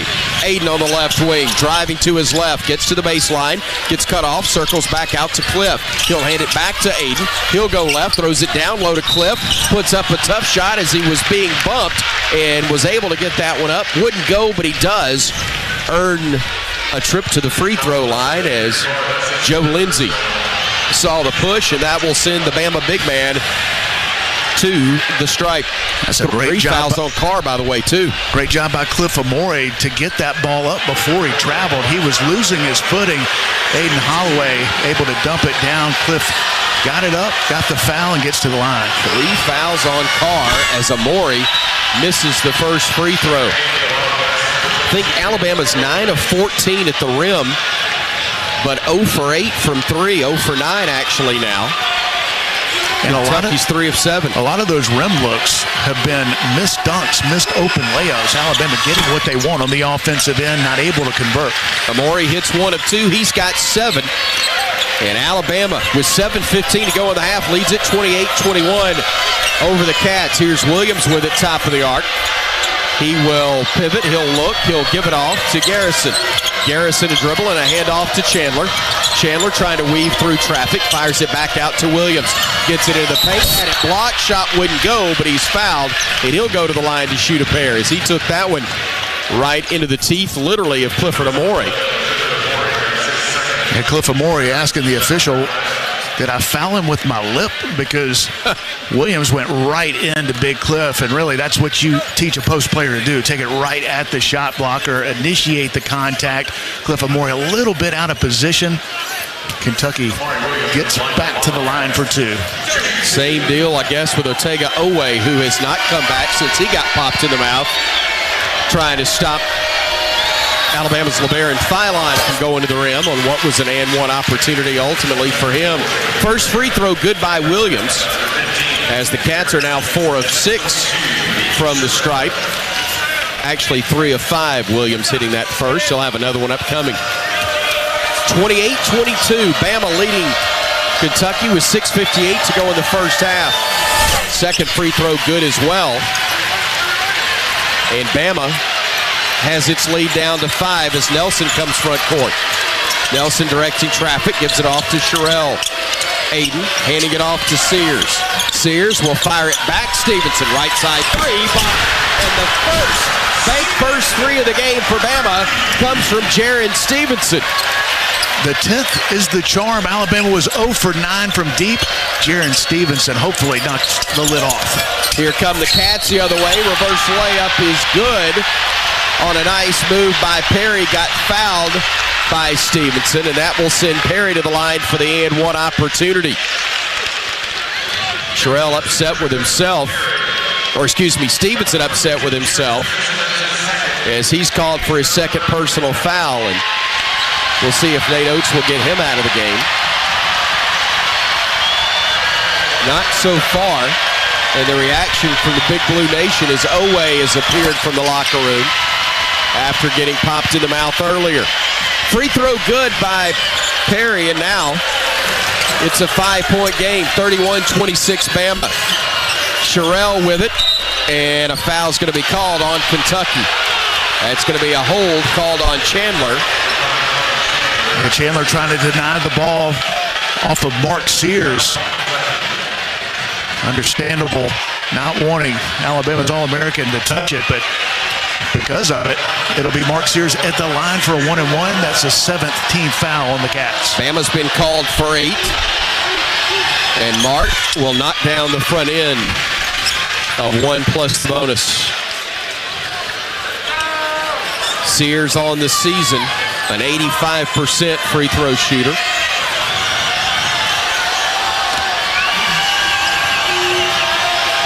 Second one is up. That one is good. And the Tide's now 8 of 10 from the charity stripe, 1 of 10 from beyond the arc, 12 of 26 overall from the field. Here's Garrison handing it off to Chandler near wing. He'll split defenders, gets to the elbow, stops, needs help, throws it low post. Catch by Garrison, now gives it off to Williams, shoots and scores. Amari Williams able to get the bucket to go, and with 5:55 to go in the half, Bama's leads down to 5 again. Holloway with it, out high, working against Perry. Playing off of the screen, goes left, fires it back to Sears. Catching deep three, halfway down, no. Long rebound, saved by Sherrill, and then popped out of bounds by Kentucky. Boy, that looked good from Mark Sears. Went halfway down, popped out. Bama able to track it down. Aiden Sherrill gets the rebound, and Bama will have another crack at it with 20 on the shot clock. Otega Owe back into the ball game. Likely got a stitch or two in his lip after gushing blood after he was inadvertently popped earlier. And Kentucky will get Almanor into the game, replacing Garrison. Bama ball up 5 with 5:40 to go in the half. Nelson, worth it near wing. Dribbling to his left, handing it off to Holloway. Aiden on the drive, puts up a tough runner, no. Rebound, Sherrill, no, and it's knocked out of bounds by the Crimson Tide. Boy, he had it deflected as he went up, and then it hit him on the hand, trying to regain control as it sailed out of bounds. Boy, if Alabama had half of their missed layups and maybe a few of those threes that went halfway down and popped out, this score would be very different. Kentucky with the ball out high. Perry will launch a three, and that's going to be a foul on Aiden Holloway, and that'll be 3 shots upcoming for Travis Perry.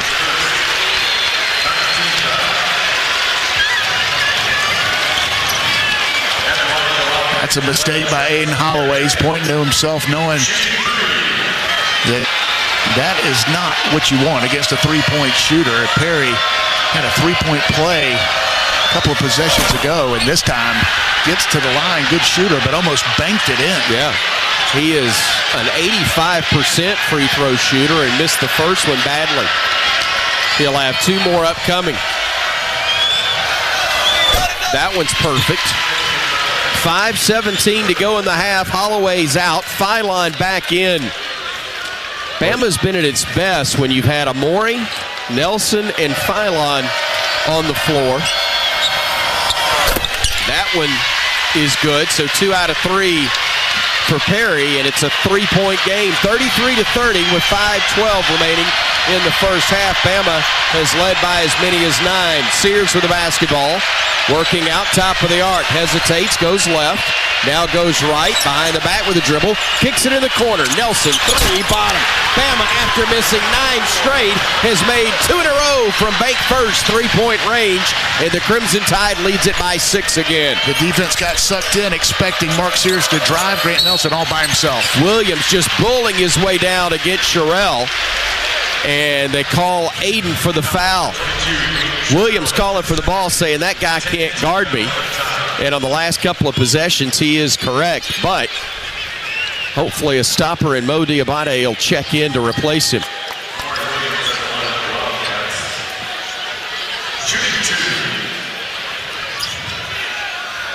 Maury Williams, one of the more underrated centers in college basketball. The 7-footer does a great job of getting to his spot before the defense could move him out. And with his size, he's aggressive to the basket when he catches it, forcing fouls and finishing at the rim. Stevenson and Sherrill check out. Nelson and Diabate will check in for Alabama. Amori's on the bench with 2 fouls. Stevenson's got 2. Sherrill's got 2. Free throw up and good by Williams, who has been perfect from the stripe. He's 6 for 6. Bama by 4 with 4:42 to go in the half. Nelson working against the zone. Drives, dishes. Phylon, 3, left side, no good. Rebound knocked out of bounds by Mo. It was Diabate who tried to catch it. Phylon saying it was deflected, but I don't think anybody's buying that. I'd love to. It was well contested. Initially, it looked like he was open. I think he thought he was more open than he actually was, but that was a great closeout by Oweh. 4-point Kentucky advantage. Oweh on the drive, cut off. Youngblood defending him. He'll spin, he'll shoot, he'll miss. It was well short, but rebounded underneath. Almanor gives it off to Chandler. He'll fire a pass to Williams. Dunk attempt was blocked. Here comes Bama the other way. Sears, right side. Phylon thought about a 3. Patient, giving it off to Mark. Fakes a pass. Now gives it to Phylon. Back to Mark again. He'll go right. He'll get fouled. They won't call it. He'll give it off to Phylon. Left of the circle. Phylon back to Mark. Thinking about it. Now driving. Getting into the paint. Stopping on a dime. Loses it out of bounds. And they say it was simply Mark who lost it off his hand, and possession will belong to Kentucky when we come back to Nashville. 3:49 to go in the first half. Bama 36, Kentucky 32 on the Crimson Tide Sports Network from Learfield. Hey there, Bob Baumhauer again, and it's time to hoop it up at Baumhauer's Victory Grill with our Slam Dunk Specials. It's nothing but net with a pound of our world-famous wings. Tip it off with our party-ready trays, including traditional wings, buttermilk fried chicken tenders, and hot lips, to name a few. Want a cold beer with those wings? How about $7.99 pitchers of Yingling served all day, 7 days a week? Break out those brackets and bring the gang to the best watch party place in town, Baumhauer's Victory Grill, the true king of wings. Medical Properties Trust is proud to support the Alabama Crimson Tide, supporting our athletes, helping them learn skills like teamwork and perseverance will serve them the rest of their lives. MPT helps hospital operators around the world unlock the value of real estate to invest in people, technology, and achieve long-term growth. Medical Properties Trust, at the very heart of healthcare.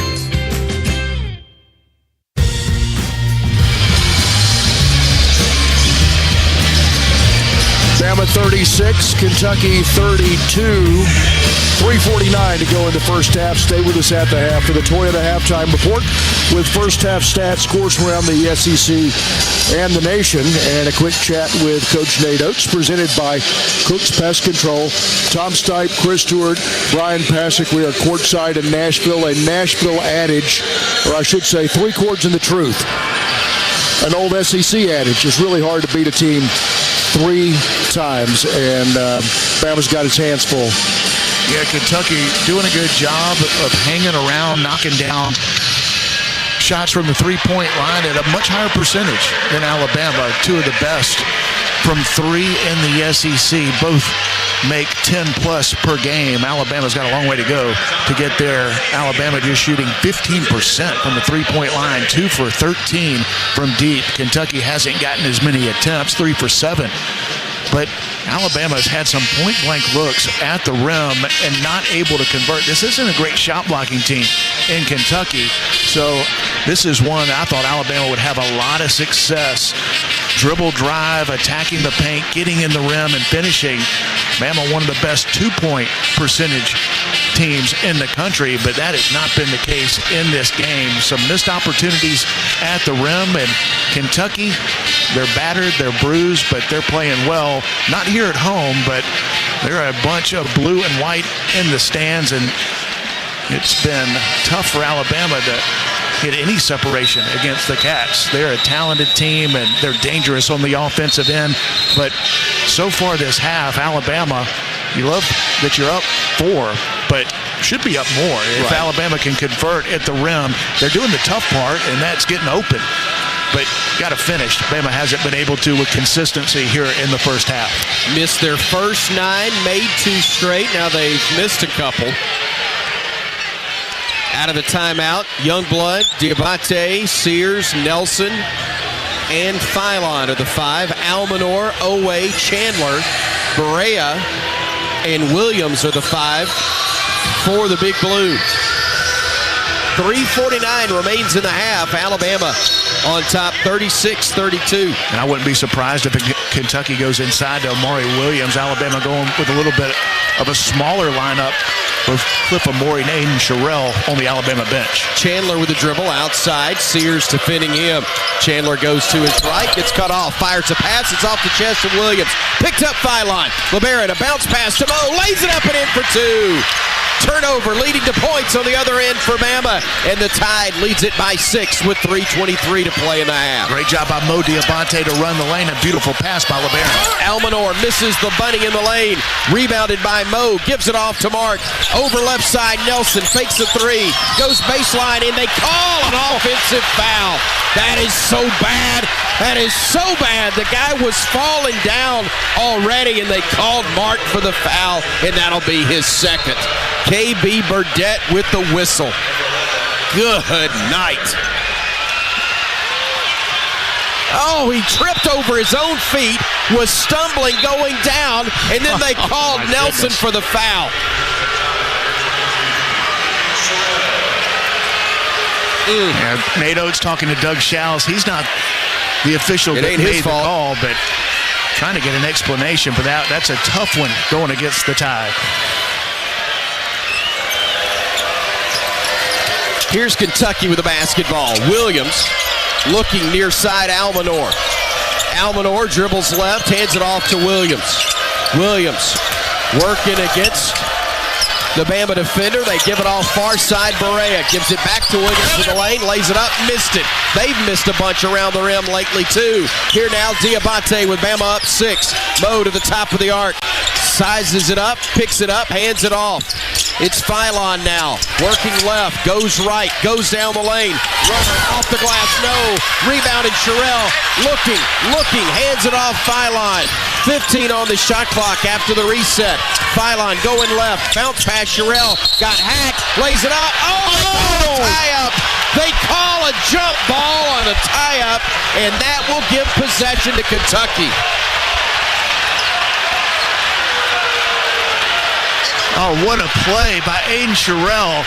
Kentucky able to get a hand on the ball for a split second. Didn't think it was long enough to warrant a jump ball. Thought it was going to be an and one. Alabama fans in the crowd don't like it. Nate Oates, once again, in Doug Schaus' ears. This time it was Doug who made the call, and Kentucky with a big stop. That one is nowhere near as bad as the previous, but it also works against the Tide. Garrison now trying to back his way down against Mo.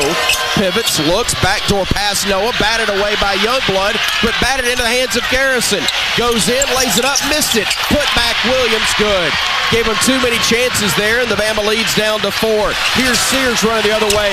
Fires it off to Mo. Into the paint, spinning, shooting, score. No, I thought he had it, but it rimmed out, and the rebound, the foul will be called on Kentucky. Thought we had an and one on the previous possession. Thought we might have another one right there. Mo Diabate got the defender in the air, waited on him to come down, took the contact, a little strong with it, and he'll have to earn it at the line. He'll go there for 2. Mohamed Diabate at the stripe. Shooting 2 for Alabama with 1:56 to go in the opening half of play. His first is up and good. Almanor will check in. Garrison will sit down for the Cats.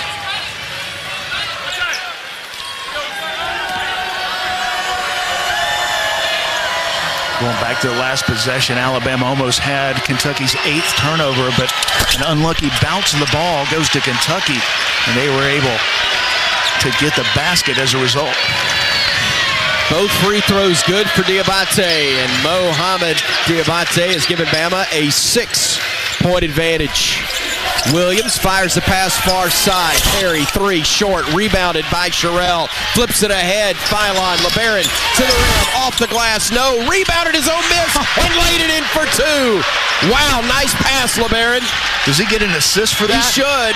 Amari Williams, a 7-footer coming at him, but LeBaron able to get it back and finish with easy layup. Bama by 8, but only briefly as Williams runs the floor, gets fed, and throws it home.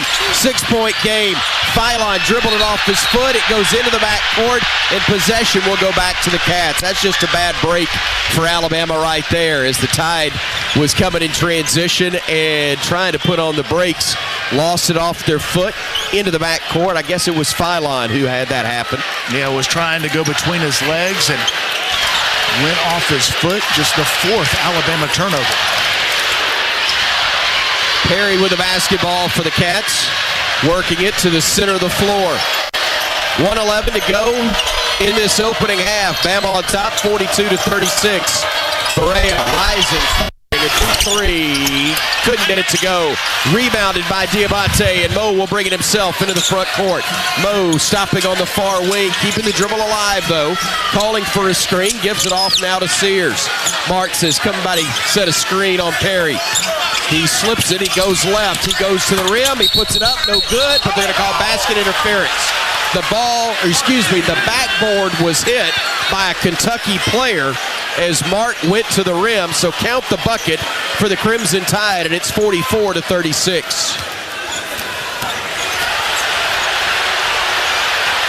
They slapped the backboard when the shot went up, and that's basket interference. Here comes Williams trying to back it down, stolen.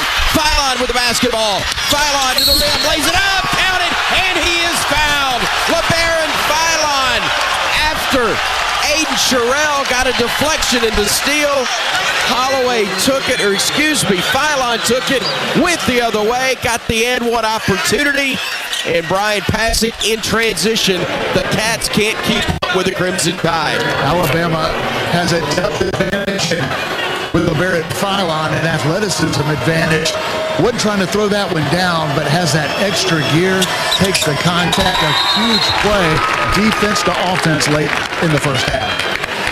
Free throw good by LeBaron Phylon, and what a half he's had. 11 points now for LeBaron. And the Crimson Tide again pushes the lead out, now to its biggest margin at 11 points, 47-36, with just 35 seconds remaining in the half. 5-second differential, shot clock and game clock. Kentucky with the basketball. Perry trying to work against Sears. Goes left, and that's going to be on Mark. He was following him too tightly. Nate's claiming that there was a trip or a moving screen right there. And that was the reason that Mark fell into the player Perry.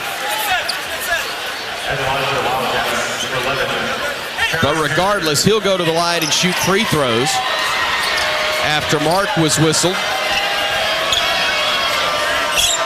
for what is his first personal foul. 2 shots upcoming for Perry. The first of 2 up, and it's good. Perry's missed one already, and that's not likely for him to miss another. Alabama will have the final shot of the half, or should, as Clifford Amore will check in, and Darion Reed, who was in briefly, will sit down. Perry's free throw up and good. And Kentucky will get Perry out and get Chandler back in. Mo sits down as Aiden Holloway comes in. It's Sears, Holloway, Youngblood, Philon, and Amori, who are on the floor for Alabama. 4 guards and Big Cliff. Shot clock start. Game clock's at 15 seconds. Bama leading it by 9 here late in the first half. Sears just dribbling the basketball out near center court. Still has it at 7, at 6. He'll start the attack at 5. Goes left at 4. Goes baseline at 3. Lays it up. No. Ball batted around. Kentucky gets it. Won't get a shot off, and the half ends with Alabama holding a 9-point lead. And Nate Oates says, hey, guys, that's on me. That was my fault for what we set up right there. He's not upset with Mark. He's upset with himself. And it looks like Brian will get coached. We got to finish at the rim better. And then on defense, we got to quit screwing up the switches. We were supposed to be switching. We've screwed them up. We didn't get matched up, gave up the dunk. Too many defensive mistakes. Our ball pressure's caused some problems, but we got to be matched to pressure. And then we got to finish at the rim. I don't know why we got so many misses at the rim tonight. Thank you, Coach. Thank you, Coach. Thank you, Brian. And thank you, as always, to Cook's Pest Control. And we remind you that Cook's Pest Control gives pests the full court press. Call Cook's today to protect your home and business from pests and termites. Alabama, a 47-38 lead at intermission over Kentucky. We're back with all the numbers from the first 20 minutes of play when we return on the Crimson Tide Sports Network from Learfield. When the game goes into overtime, but the game goes into overtime. The choice to enjoy is easy. Bud Light. Easy to drink, easy to enjoy. Enjoy responsibly. Anheuser-Busch, Bud Light Beer, St. Louis, Missouri. Let's huddle up and make things happen with the only cards for T-Town. The University of Alabama Regions Visa Debit Card and Prepaid Regions Now Card. They're a win for your wallet and a big roll tide, whether you're purchasing stuff for game day or every day. Want to go all in on confidently showing your Tide pride? Order your card now at regions.com/GoBama. Regions, official bank of the SEC. Member FDIC. Terms, conditions, and fees apply.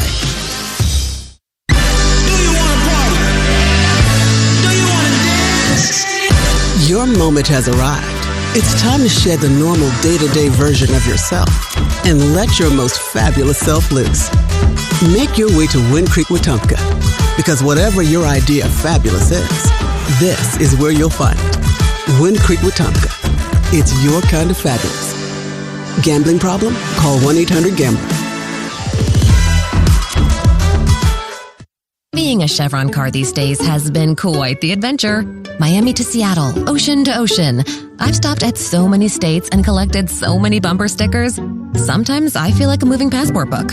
It's just so great what I can do with Chevron with Techron, because it gives me unbeatable mileage and keeps my engine clean. Plus, there are so many Chevrons along the way. Now the only thing I'm worried about is where to go next and where to put all my new bumper stickers. Chevron with Techron, fueled by possibility. Get deals on a new Toyota that feel like...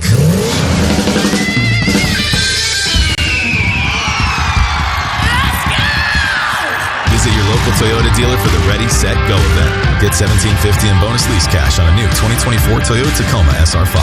Offer valid through March 31st, 2025. Offer entitled $1,750 bonus lease cash on the lease of a new and untitled 2024 Toyota Tacoma SR5 gas vehicle. Bonus cash may be used only toward down payment or capitalized cost reduction on the new vehicle. See dealer for details. Toyota, let's go places. Crimson Tide Basketball is brought to you by Bud Light, easy to drink, easy to enjoy. Club Tales, the original cocktail in a can. Medical Properties Trust, at the very heart of healthcare. And by Cook's Pest Control.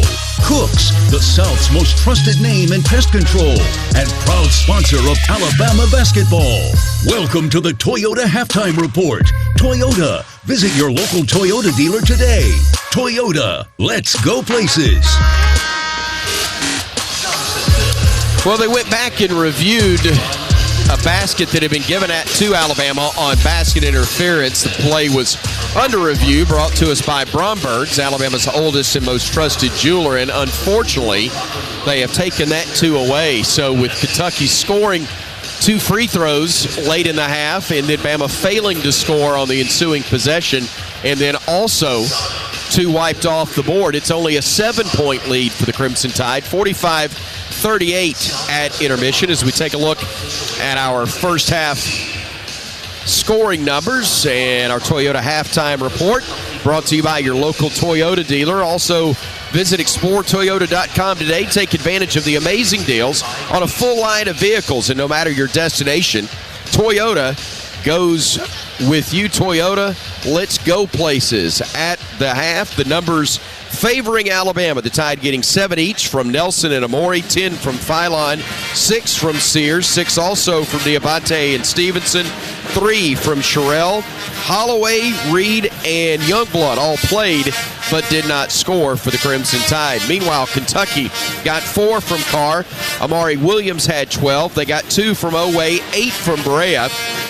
Perry had 10. Chandler, Garrison, Almanor played, did not score, and Trent Noah had 2 for the Cats. Again, 45-38, Alabama leading it at intermission. A tad early, but while we got an opportunity, why don't we pause 10 seconds for station identification. This is the Crimson Tide Sports Network.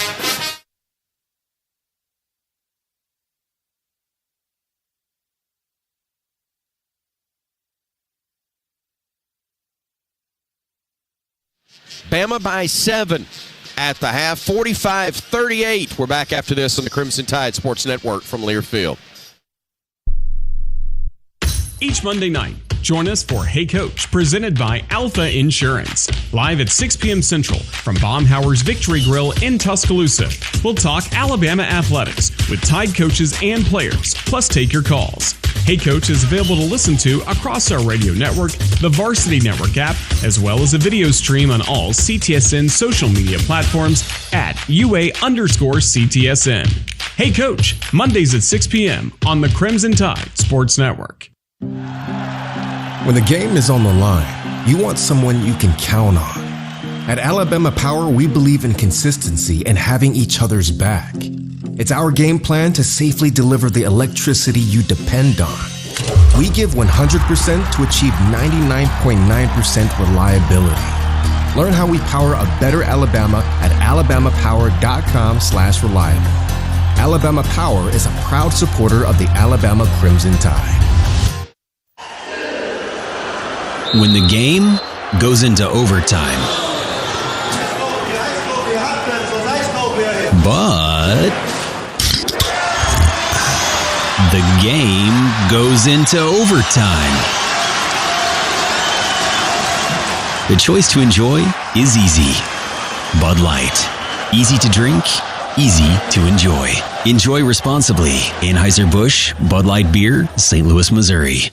Convenience is the name of the game at the Holiday Inn Express and Suites Tuscaloosa University. Located on Veterans Memorial Parkway, the Holiday Inn Express and Suites Tuscaloosa University offers just the right amenities for a relaxing getaway or a productive business trip. The University of Alabama, Bryant-Denny Stadium, Coleman Coliseum, and the Bryant Conference Center are within 2 miles, making any visit to the Capstone convenient. Whatever you're visiting Tuscaloosa for, the Holiday Inn Express and Suites Tuscaloosa University is the perfect hotel destination and a proud preferred hotel partner of the Crimson Tide.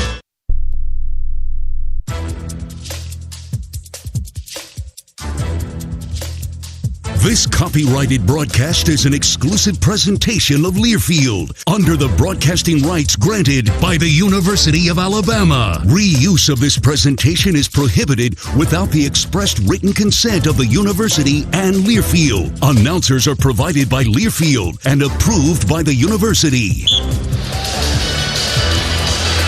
This is Tom Stipe with the Alabama Power Scoreboard Update. Alabama Power for a better Alabama.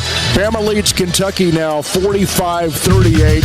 Quarterfinal action today. 3 finals already in the books. Early session today. Top seed Auburn over 8 seed Ole Miss 62-57.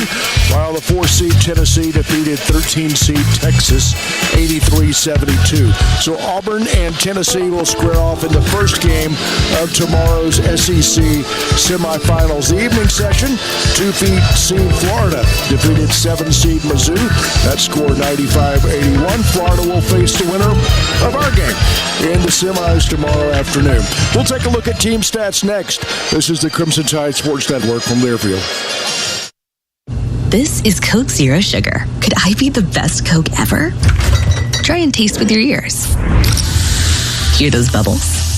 Imagine them tingling on your tongue. Fizzy deliciousness. Listen to that cascading liquid. A mouth-watering waterfall. Irresistibly tasty. Zero sugar. Crisp, refreshing, and ice cold. Is Coke Zero Sugar the best Coke ever? Try and decide.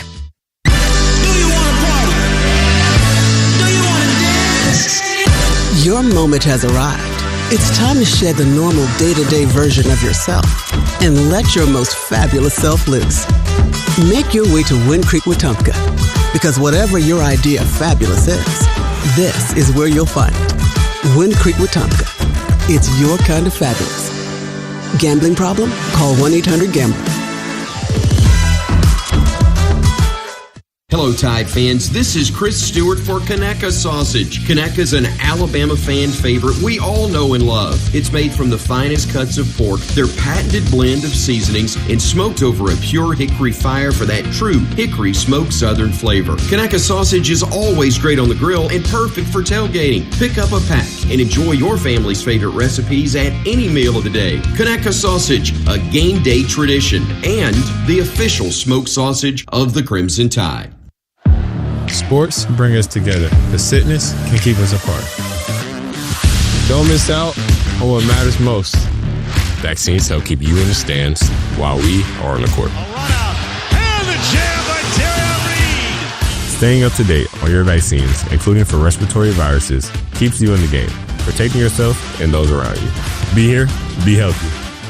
Visit alabamapublichealth.gov/IMM for more information. For 48 straight years, Ford F-Series have been the best-selling trucks in America.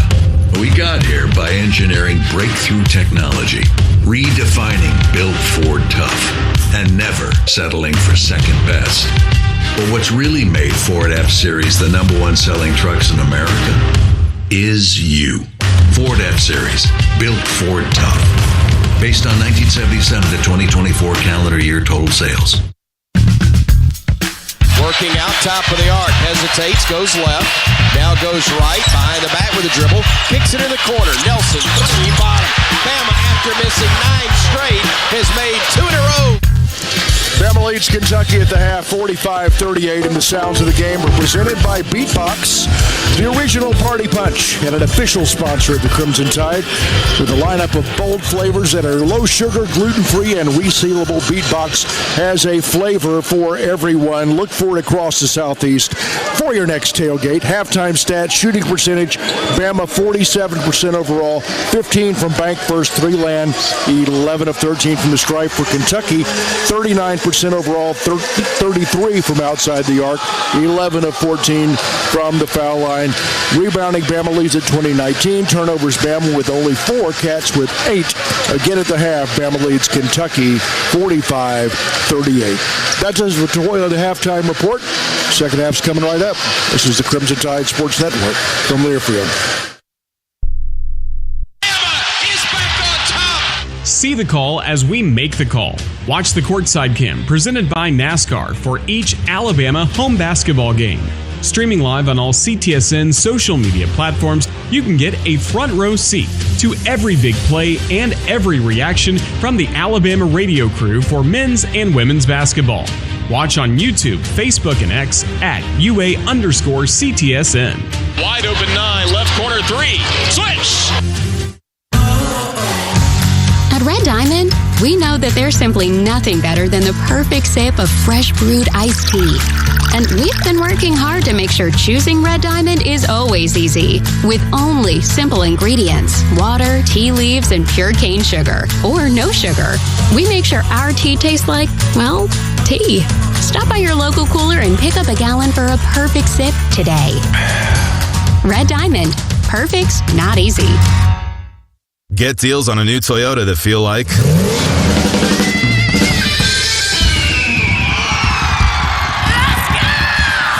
Visit your local Toyota dealer for the Ready, Set, Go event. Get 1.99% APR for 36 months on a new 2024 Toyota Tacoma Hybrid. Offer valid through March 31st, 2025. Zero down for well-qualified buyers with approved credit and financing through Southeast Toyota Finance. $28.64 monthly payment for every $1,000 finance. Excludes tax, tag, registration, title, and dealer fee. See deal for details. Toyota, let's go places. This is Coke Zero Sugar. Could I be the best Coke ever? Try and taste with your ears. Hear those bubbles? Imagine them tingling on your tongue. Fizzy deliciousness. Listen to that cascading liquid. A mouth-watering waterfall. Irresistibly tasty. Zero sugar. Crisp, refreshing, and ice cold. Is Coke Zero Sugar the best Coke ever? Try and decide. This has been the Toyota Halftime Report. Visit your local Toyota dealers or explore Toyota.com today. No matter your destination, Toyota goes with you. Toyota, let's go places. What you look for in the second half is brought to you by Club Tales with 13 original flavors. Club Tales is truly the original cocktail in a can. Pick one up at your local convenience store or learn more at clubtales.com. BP, what I'd like to learn more about is Alabama wins it in the next 20. Yeah, Alabama hopefully can make a few more shots from 3 and from point-blank range. Alabama didn't shoot a bad percentage overall, 43%, 16 for 37, but a dreadful 2 for 13 from the three-point line, just 15%. And even though Alabama shot it decent from 2, a lot of those were point-blank looks, some missed opportunities, and defensively, all in all, Alabama did a good job. Some mistakes, a few errors in coverages led to some open shots. And Travis Perry, the story for the Cats, he averages 2.7 points per game. He had 10 in the first half, but you know where Mark Pope wants to go. Atiga Owe only had 2 points. Carr with 4 points in foul trouble. The Cats have firepower that was slowed down in the first half. Bama gets the ball first to begin half number 2. Philon on the drive, giving it off to Sears between the circles. Mark playing off of a screen, gives it off to Cliff, driving to the basket, lays it up, wouldn't go, but he got fouled, and he'll go to the line to shoot 2 for the Crimson Tide. Almost an and one. High pick and roll. Mark Sears with a beautiful lob pass. Cliff Amore takes the contact, tries to go off the glass, but chance to extend the Alabama lead at the free throw line. Cliff Amore with a nice first half. 7 points, 4 rebounds, did the job defensively. Got a couple of fouls, had to go to the Alabama bench, but Mark Sears looks to the big man early, and he'll go to the line for 2. Alabama a plus 12 when Nelson's on the floor, plus 9 when Amore is out there. But unfortunately, Clifford misses the first free throw. He'll have another attempt upcoming. Alabama 11 of 14 from the free throw line of the night. 1 of 2 for Cliff as the second one drops, and the lead goes back up to 8. 46-38 with 19:45 to play. Mentioned Travis Perry with 10 points. Went to the line 6 times in the first half and made 5. Cats work it into the lane. Carr, a little bunny, is up and good. He had 3 fouls in the first half and was only able to play 7.5 minutes. Bama getting it to Nelson, who hands it off to Sears. Mark will drive and dish it back to Youngblood. 3, good. first. Bank first three and the first points for Chris Youngblood on the night. He gets into the scoring column, and Bama leads it by 9 again. Alabama missed their first 9 from 3 and make their first one. 3 up and missed the world on the attempt by Carr. It sailed out of bounds. Gravity salvaging that one from just floating through the atmosphere. Alabama, as I mentioned, 0 for 9 in the first half. Their first 9 threes attempted, missed. First one here made in the second half. Philon on the drive, gets to the rim, lays it up, no, and the rebound claimed by Carr, who blocked the previous shot as well. Here now is Kentucky with the ball. Williams, Berea trying to shake free. Gives it off to Williams, trying to back his way down now against Grant. Gets into the paint, spins to his right, throws it up, wouldn't go, but they're going to call Nelson for his third foul.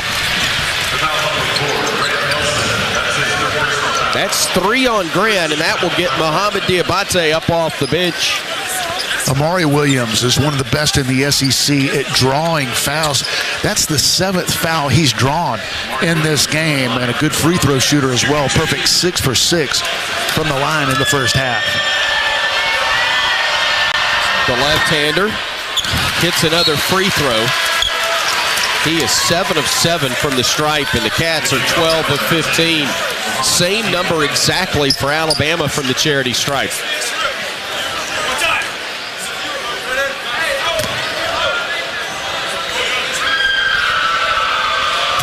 The left-hander hits them both. And it's a 7-point game again. 49-42. Alabama with the ball in the lead. Here's Philon to Amori. Now to Mo. A bounce pass to Youngblood, far side. Gives it back to Mark, driving down the lane. Tried to whip a pass back out, and it was deflected and stolen. Berea with it. Berea leaving it for Owe. Drives in. High floater off the window. No. Rebound claimed by Cliff, and now Mark will push it ahead to Philon. LeBaron stopping on the near wing, keeping the dribble alive. Crosses over against Carr. Stops, gives it off to Cliff, who hands it back to LeBaron for 3. Bottom. How about LeBaron? Philon had 13 in the first half. Did the job defensively, no hesitation from 3, and he knocks it down. Bama by 10 with 17:48 to go. Perry now on the drive, puts it up, off the glass, no. Rebound tipped twice. Perry had a hand on it, goes to the deck, throws it away as he was trying to get it to Owe on the right wing. Turnover, gives it back to the Crimson Tide. Mentioned Alabama's struggles from 3 in the first half, just 2 for 13 from deep. 2 attempts here in the second half, 2 makes. We were hoping the law of averages would catch up with a good 3-point shooting team, and especially the quality of looks that Alabama's been able to get throughout this one. Mark flips it to Mo, back to Mark. He'll drive, he'll rise, he'll fire, and he'll miss from 3. Rebound tipped out, and they're going to say it's a foul on Clifford Amore. He was trying to tap it out, and he hit Carr, I believe, in the process, and now Carr has company in the 3-foul column. He has got Alabama's Clifford Amore and also Grant Nelson with 3. That was a nice block out by Andrew Carr. Cliff Amore, one of the better offensive rebounded big men in the SEC, was trying to tip it out, but because of the block out, forced the over-the-back call. Perry with the basketball, going to his left, stopping, looking, gives it off to Noah. Top of the arc for 3, that one's no good. Rebounded by Mo, and now Bama runs the other way. Philon hesitates, splits defenders, gets to the rack and lays it in. Best game we've seen. Offensively, so poised, so explosive, so good. LeBaron Philon gives Bama a 12-point lead with 16:55 to go. Here are the Cats with Carr to Noah. Noah working to his right with Stevenson guarding. Now to Carr. Baseline jumper is good from 15 feet. Bama, though, runs the other way. Here's Philon calling for his screen. Feeling it. Goes to his left. Tried to drive. Got cut off. Gives it off. Diabate. 3. Bottom. Mohamed Diabate gives Bama its biggest lead at 13 points. And with 16:22 to go, Kentucky wants a timeout. And how about Alabama getting hot from the three-point line, 3 for 4 to start the second half, led by LeBaron Philon, leading all scores. He's already got 18 in this game, 7 for 12 from the field, 1 for 4 from the three-point line, 3 for 4 from the free throw line. LeBaron Philon doing it all here tonight. Alabama was 0 for its first 9 from 3, but they've made 5 of 8 since. It was 16:20 to go. Bama leads it 57-44. We're back in a moment on the Crimson Tide Sports Network from Learfield. When the game goes into overtime, but the game goes into overtime. The choice to enjoy is easy. Bud Light. Easy to drink, easy to enjoy.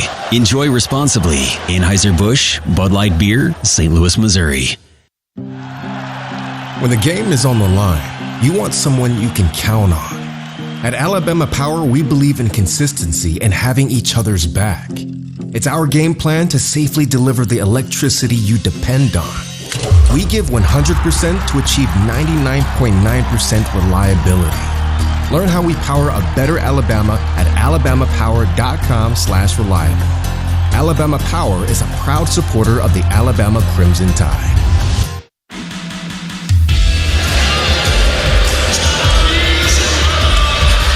Bama 57. Kentucky 44. 16:20 to go in the ball game. The unexpected happens every day, and when it does, head to Kohl's and Kohl's.com for everything your family needs. Kohl's, where families come first. Tom Stipe, Chris Stewart, Brian Pasick. What Bama needed, Bama got. Making threes, bank first threes in the second half, BP. Yeah, Alabama got quality looks in the first half from deep and at point-blank range. Just not a lot to show for it, even though you go into halftime up 7, which you can't complain about in the SEC Tournament Quarterfinal against the Kentucky Wildcats, but felt like it should have been more with the quality of shot that Alabama got, continuing to execute, getting great looks, but a different story here in the second half. Alabama 3 for 4 from deep, and how about LeBaron Philon doing it on both ends of the floor, leading all scores with 18 points. He's got 4 assists, 3 steals. He has been terrific. Late in the season was great against the Auburn Tigers in the regular season finale, and off to a terrific start here in the SEC tournament. Brian, how does Alabama keep the pedal to the metal and not let this thing slide back the other way, as has happened every time they've made a run against Kentucky like this? Well, I'm sure that's being talked about in one way or the other in the Alabama huddle, because this Kentucky team has firepower. They play a lot like Alabama in terms of pace and three-point shooting. With the way both teams play, no lead is safe. Kentucky could very easily get back in this game. Alabama in good shape, up 13, but a ton of time to play with as many possessions that there are going to be in this game. And Kentucky has an explosive player in Otega Owe. Had 27 points last night against his former school, Oklahoma. He's been quiet in this one. Alabama's done a good job against him, but he and Kobe Berea can put this team on their backs. Those guys can score and score quickly. Alabama got to get it done here in the second half on the defensive end. Out of the timeout, Sears, Philon, Youngblood, Stevenson, and Diabate, the 5 on the floor for Alabama. Cats will inbound it side court. It'll be Noah to trigger it in. Garrison, Owe, Berea, and Carr, the 5 out there for the Cats. They get it to Garrison, top of the arc. He will pivot, needs help, and we'll flip it over to Carr left side. Stevenson defending him. Carr trying to get into the lane, does. Spins, shoots a jump hook, got it to go. Carr with a couple of buckets as of late after being held quiet most of the game. Then a turnover by Sears, threw it away. Carr got the steal, nearly lost it, saved it. Did he go to the deck? He did, and I don't know if he got a timeout or not. I think he was out of bounds. Kentucky was trying to get a timeout. It looked like Carr had a foot on the sideline. Great hustle by both teams. Alabama with a mistake a rare turnover. Bama's been really good taking care of the ball, but the deflection, and I think the ball went out of bounds off of Carr in Kentucky. I think you're right, partner. It'll be Bama's ball when we come back, leading it 57-46 with 15:53 to go. This is the under 16-minute media timeout, and we're back after this on the Crimson Tide Sports Network from Learfield. The Alabama Insider Podcast is the official podcast of Crimson Tide Athletics. Catch full episodes of Hey Coach and the Kalen DeBoer Show, Crimson Tide Rewind, Crimson Tide Today Daily Reports, plus full interviews from Crimson Drive driven by NASCAR. Download and subscribe to the Alabama Insider Podcast on Spotify, Apple Music, Amazon Music, and all podcast platforms. Roll Tide with the Alabama Insider Podcast.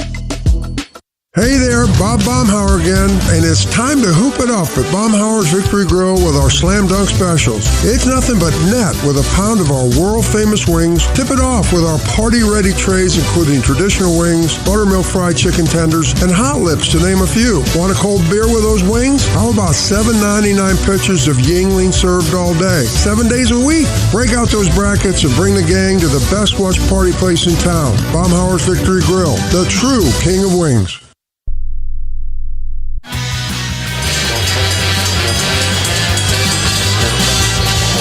Bama 57, Kentucky 46 in Nashville. 15:57 to go in the ball game. An SEC quarterfinal. Coke Zero Sugar is crisp, refreshing, and irresistibly tasty. It's the best Coke ever, we think. You try it and decide. 11-point lead, BP. We haven't really made a lot of progress since our last media timeout below these few seconds ago. But continuing on Chris's theme, we got to keep Kentucky from getting back in this. What are they telling them on the bench? Get stops on the defensive end. Alabama in a rhythm on the offensive end. And Bama needs to take care of the ball. Avoided a turnover and a conversion by Kentucky as Carr stepped on the sideline. But a mistake, a rare mistake for Alabama. They've done a nice job against this Kentucky defense in taking care of the ball. But offensively, Alabama in a flow against the Cats. Defensively, you know where Mark Pope wants to go, and that is to Akita Owe on the offensive end, and Andrew Carr is getting it going here in the second half. Was in foul trouble in the first half, only had 4 points. He's already got 6 points here in the second half, and they're going inside to him. Alabama hasn't had any answers, and you always have to be wary of Kobe Beret on the offensive end, one of the best three-point shooters in college basketball. Crimson Tide in this one, turning it over 6 times, but forcing 9 turnovers by the Cats. Alabama had no turnovers really in the first 8 to 10 minutes of the ball game. And not like they've gotten sloppy, but Kentucky has turned things up a little bit. Yeah, they have, and you would expect that here in the second half with time and score, but Alabama has, for the most part, done a good job of taking care of the ball, but when they've gotten turnovers, Alabama's converted. 15-2 advantage in points off turnovers for Alabama. Here's Stevenson driving to the rim, puts it up, got it to go. Boy, he muscled his way there. Great to see he had to fight through a couple of really tough defenders. And that was a smart play by Jaron Stevenson because he's going right at Carr, who has 3 fouls. Carr had to back off, didn't want to pick up his 4th. Garrison with it, top of the arc, pivots. Takes a couple of dribbles, hands it off to Owe. Drives, lays it up, no good, and a foul's going to be called on the Tide, and I believe on Jaron Stevenson. Yeah, dribble handoff, and Owe had just enough of an angle to the basket. Jaron Stevenson trailing. A little bit of contact. It was the right call, and that'll send Owe to the line. Owe has not had a very productive night. He's played 12 minutes, and the Cats are minus 13 when he's on the floor. Owe's first game as a Kentucky Wildcat where he didn't score double digits was against Alabama in Tuscaloosa. So Bama's done a good job against Owe, but we saw what he did last night. 27 points in the game winner against his former school in Oklahoma. The reason why Kentucky is here playing in this one tonight. First free throw's good. Second free throw rattles in. And the Bama leads down to 11 again. 59-48 with 15:20 to play. Holloway giving it off to Philon. Philon directing traffic, working against a 2-3 zone. Now to Holloway, driving, getting into the lane, stopping, shooting, scoring. That's a great move, patient, and the little man getting a mid-range shot to go. Actually, not a mid-range, but a little leaner from 7 feet. Yeah, nice play by Aiden Holloway, who struggled in this one.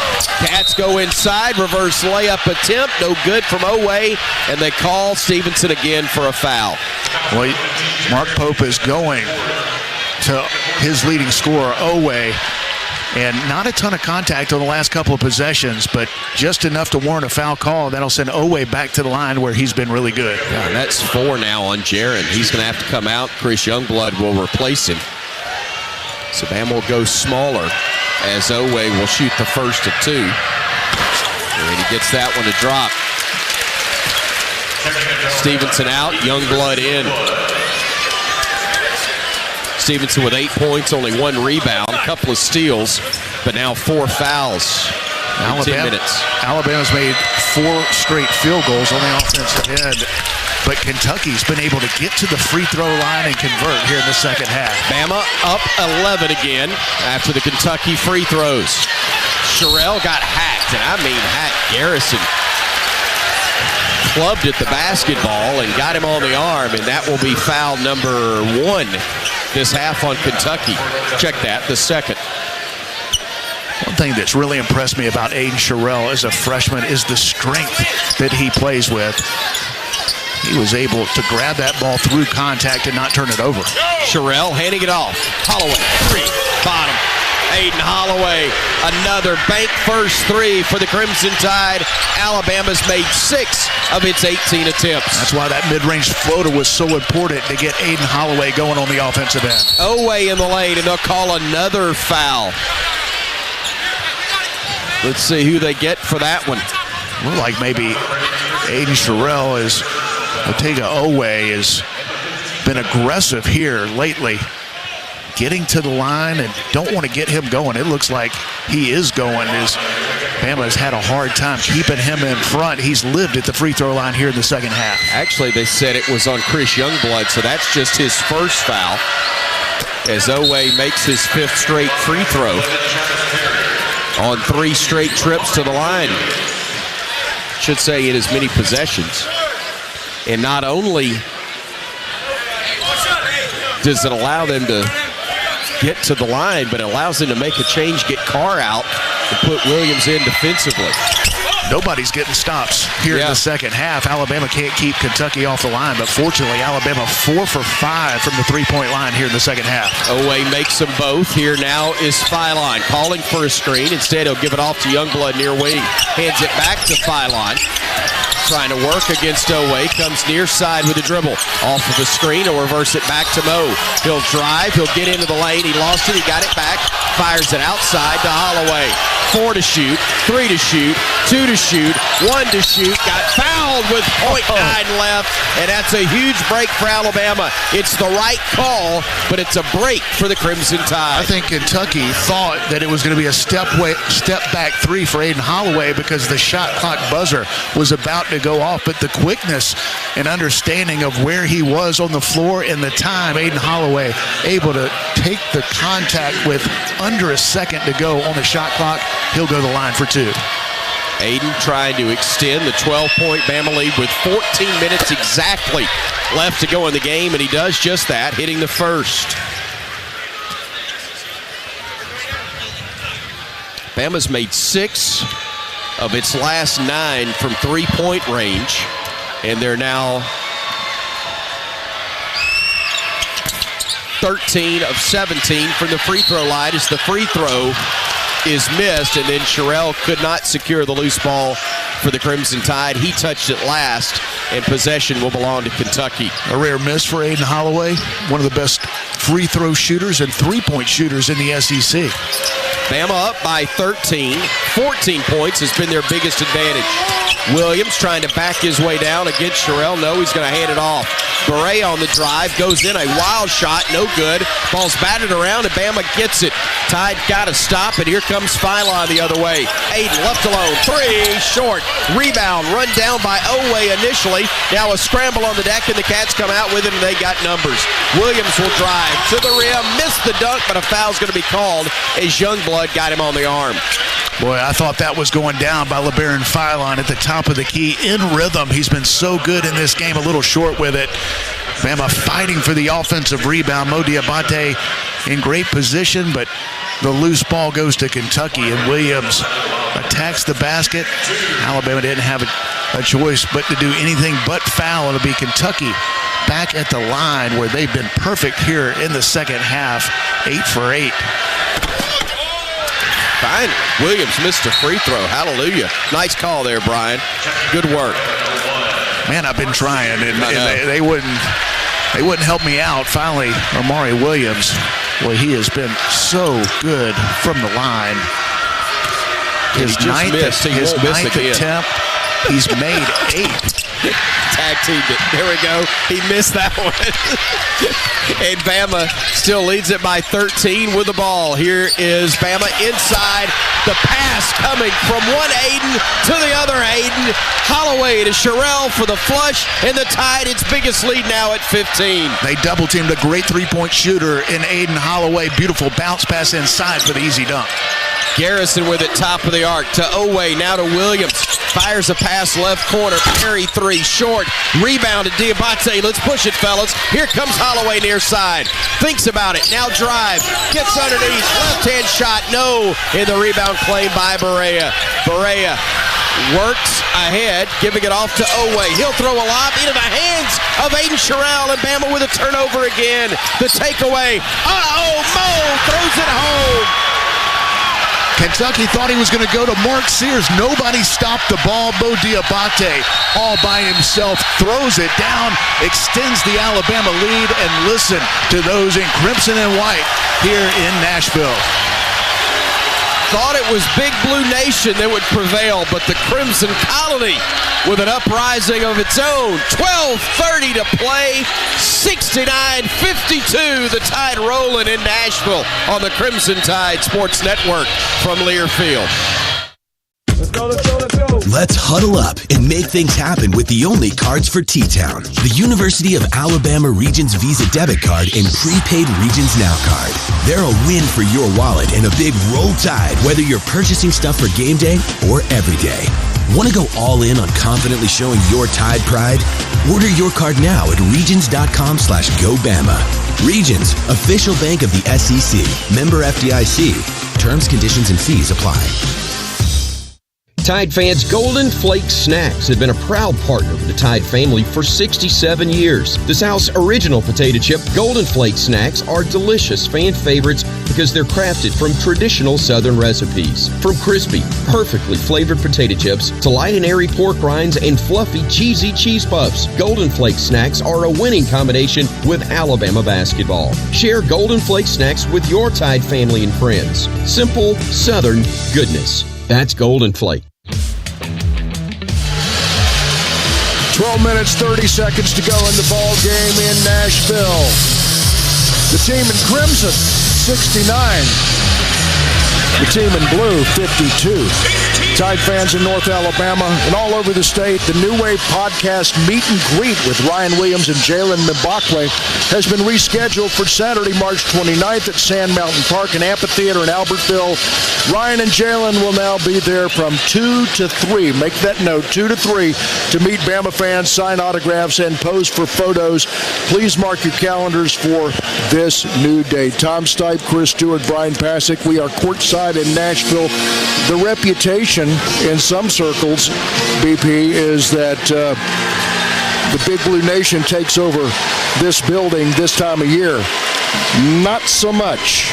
A lot of Crimson in the building, and they are way louder than the guys in blue. Yeah, Alabama fans have showed up, and they are enjoying what they're seeing here in the second half. Alabama shooting just under 70% from the field here in the second half, 9 for 13 and 4 for 6 from the three-point line. And Bama dominating points off turnovers in this game. 19-2 advantage for Alabama. Kentucky beat up, banged up, don't have their point guard Lamont Butler. Alabama's been able to take advantage, creating turnovers, aggressive against the perimeter players of Kentucky, and they've turned that into 19 points. Alabama getting out and running.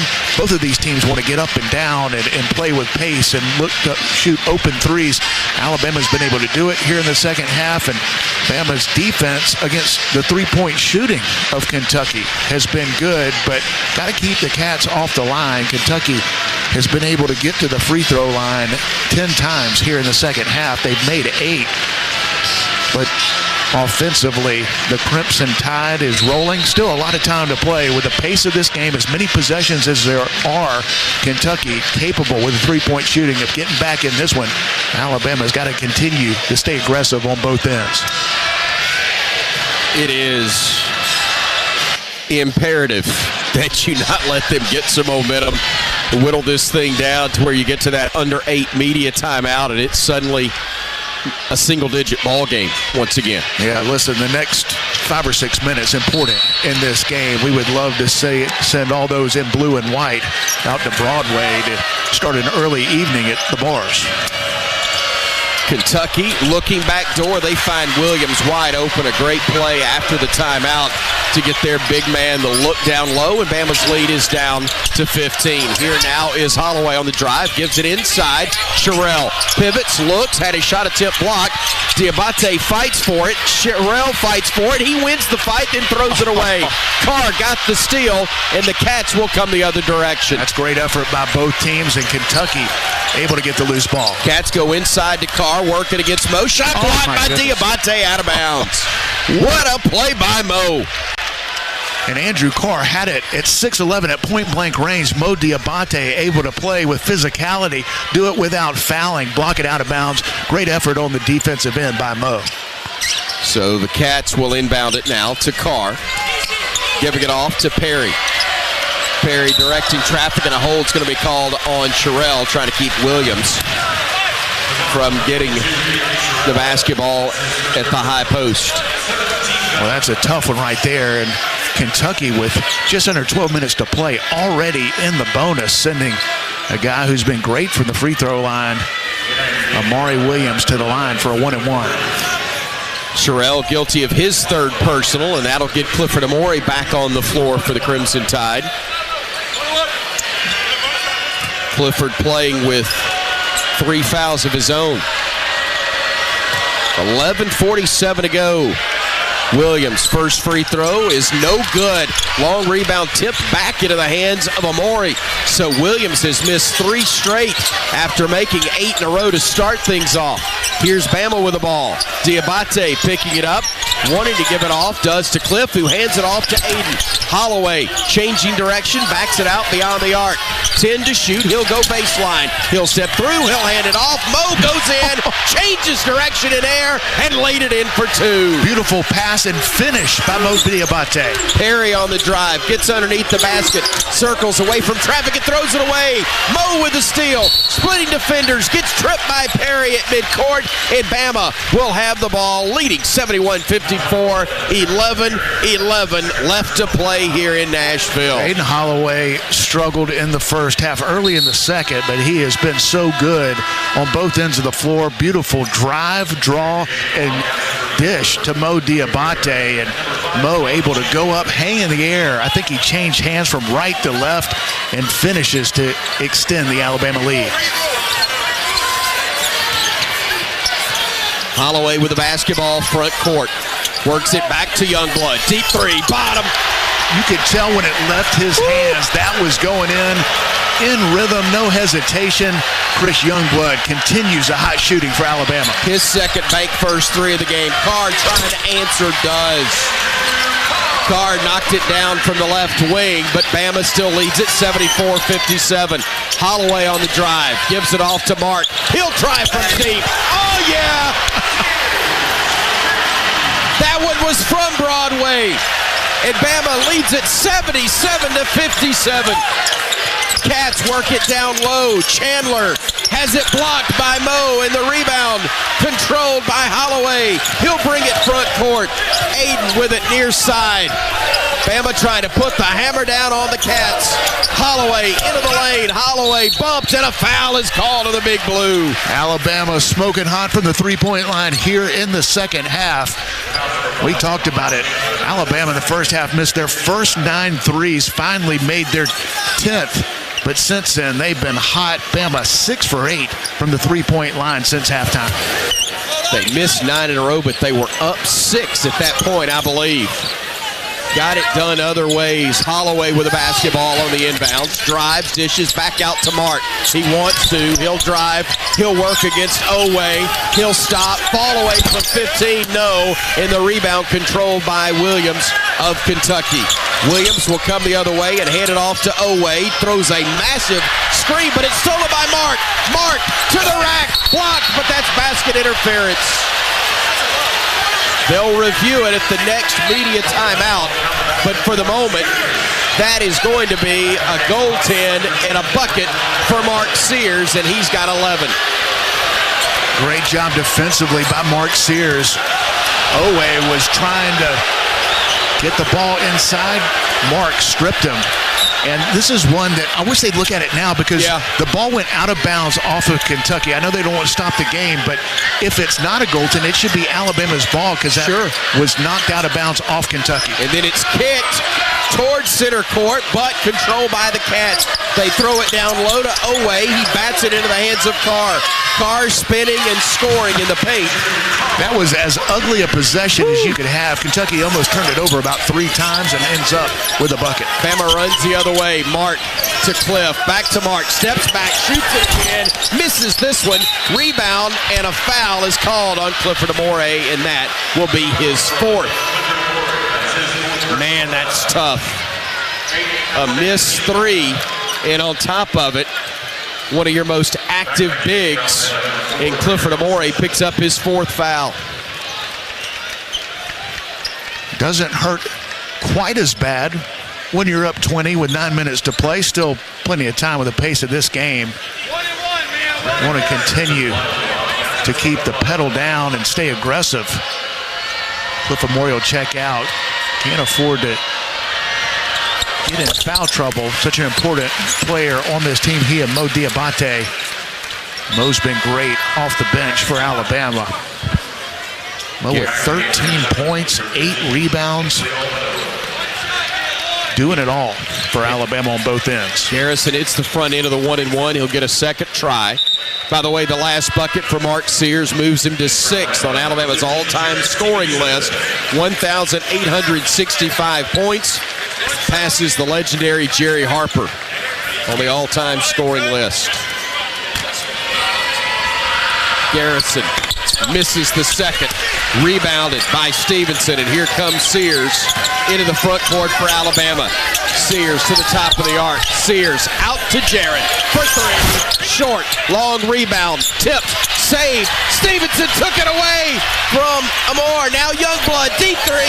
Short, rebound controlled by Chandler, and the Cats will come the other way. Nothing to show for it except great effort by Jaron Stevenson to get that offensive rebound. Chandler circles away from traffic, gets to the elbow.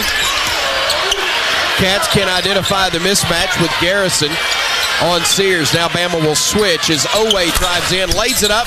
Shot blocked, I believe, by Stevenson, and Bama comes the other way. Here's Mark with it, hesitates, going down the lane, throws it up left hand, yes! What a move by Mark Sears, and with 8:22 to go, Bama leads by 21 over the Cats. He was driving with his right hand and couldn't get it off because he was too far under the basket. Switched it to the left, the soft touch, and gets the roll. Oway working, stopping, looking right side. Three is up and no good, and Bama clears it again. One and done for the Cats. Here's Mark weaving through traffic to the rim and in. Mark making it look easy tonight against the Cats. The hesitation move at the three-point line ends up with a wide-open layup. Alabama up 23, trying to beat Kentucky for the third time this season. Garrison to Brea. He'll try a three. That's no good. Nelson clears it to Sears. And Mark says, y'all look out. Three. Short this time. Heat check. Wouldn't go. And the rebound controlled by Kentucky. If you're watching this Alabama game, you think that's too quick. You have not watched Alabama and Mark Sears. That is a good shot, even though the time and score favors Alabama in a big way. That's a frustrated Kentucky team right now. Oway pushed off. Youngblood took the charge, and Alabama will have the ball, the lead, and perhaps a great track to the semis when we come back. 7-11 to go. 83-60. The Tide rolling in Nashville on the Crimson Tide Sports Network from Learfield. You can find all Crimson Tide Sports Network video content online on the CTSN YouTube page. It's the home of the live courtside cam, episodes of Crimson Drive driven by NASCAR, plus Hey Coach. Our YouTube shorts will deliver thrilling Alabama radio highlights, plus interview clips from Alabama student athletes and coaches that you can't miss. Subscribe to the Crimson Tide Sports Network on YouTube for the very latest on the Alabama Crimson Tide. When the game goes into overtime, but the game goes into overtime. The choice to enjoy is easy.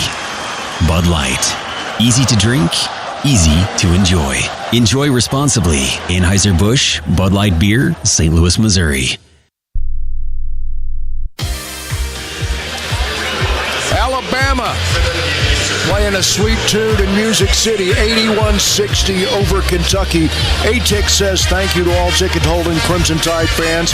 Visit AAATix.com to find your tickets to just about anything, including the SEC Basketball Tournament. ATIX is a proud sponsor of the Crimson Tide. BP, they've taken the bucket off. Yeah, for the second time, they took off a Mark Sears bucket. And listen, I assume that's the right call. They saw the replay, but it's frustrating because we didn't know if that was going to count or not. But if you go to the monitor at the time, and I understand it's the way the rule is written, but it clearly went out of bounds off Kentucky. So Bama doesn't get the points or the possession. But again, frustrating, but not nearly as frustrating in a one or two possession game. Alabama still up 21, taking that bucket away. And not nearly as frustrating as it is for Kentucky, because even with that two taken off the board, they trail by 21 with 7:11 to go. Absolutely. Alabama is playing so well here in the second half. And we talked to Nate Oates at halftime. Bama was up 7 at that time, and not a bad place to be against Kentucky in the SEC tournament. But you felt like it should have been more. Alabama was 2 for 13 from the three-point line and struggling finishing at the rim. Alabama is one of the best two-point percentage shooting teams in college basketball.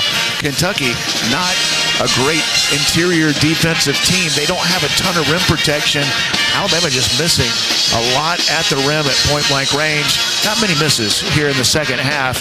Alabama, even though they've shot it not quite as well here lately, still well over 50%. Alabama 14 for 25 from the field in the second half and 6 for 12 from deep. Bama playing well here in the SEC tournament in Nashville. 7:11 to go. A supersized lead for the Crimson Tide. Bama 81, Kentucky 60. The Crimson Tide under Nate Oates trying to beat the Cats for the third time this year. And able to get Darion Reed back on the floor, Brian, to give him some minutes. 2 points have been refused from Alabama. The current score is 81-60. That's correct. Joe Lindsay telling us what we had shared with you earlier, that too was taken off the board. So Darion Reed on the floor along with Grant Nelson, Jaron Stevenson, LeBaron Philon, and Aiden Holloway. Bama front court. Driving, Philon into the paint, stopping, kicking it back out to Darion, who hands it off to Holloway. Bounce pass to Darion. He's in the paint. He will spin to his right. Jump hook, had it stripped. He'll tip it into the hands of Stevenson. Jaron working. Down to Nelson. Thought about a three. To Jaron. He lets it fly. Bottom. And the extra possession, Alabama fighting for the loose ball. The extra pass from Grant Nelson to Jaron Stevenson in rhythm knocks down Alabama's 7th-3 of the second half. Little leaner up and good from Noah.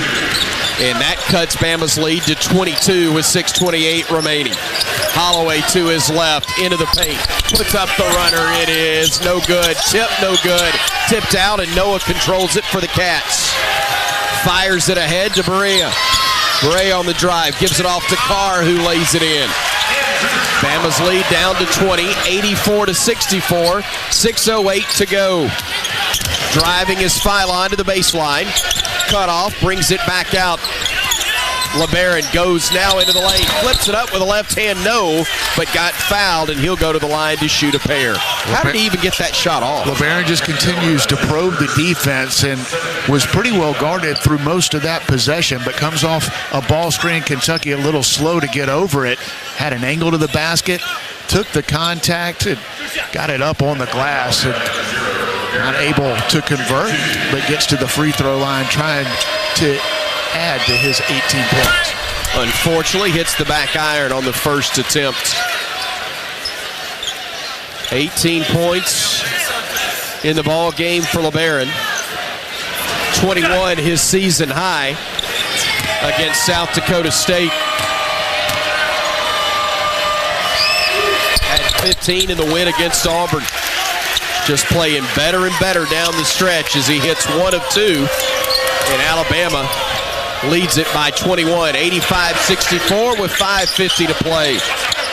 Perry with the basketball. Throws it right side to Williams. Now into the paint to Carr. Spinning, firing it outside. Noah for three. Short. Rebound. Claimed to the corner by Darion Reed. Darion brings it himself into the front court. He wisely will give it off to Holloway. Aiden surveying the floor, working against the defender. Calling for a clear out, goes left, fires it over to Reed. Thought about it. Now he'll drive, he'll stop, he'll shoot. He can't get it to go, and the rebound is controlled by Williams. Fires the outlet to Noah, now to Carr, going down the lane. Puts it up, blocked by Nelson, and they call Grant for the foul. Did a good job of staying vertical. Came down with his hands, and probably the reason for the call. Great hustle by Grant Nelson. Love the aggressiveness of Darion Reed. Love the fact that he's out on the court and didn't know how many minutes he was going to be able to play. Hasn't played in about a month. Excited to get him back out on the court, break a sweat, get his feet wet. He's done a nice job taking the ball to the basket in the last couple of possessions. Thought it could have been a foul. He's trying to draw the 4th foul on Andrew Carr. Hasn't been able to do it, but love the fact that he's in the game attacking the basket. 5:14 to go. Free throw up and good. Carr gets 1 of 2, and the Bama advantage is cut to 20. 5:11 and ticking. Time left.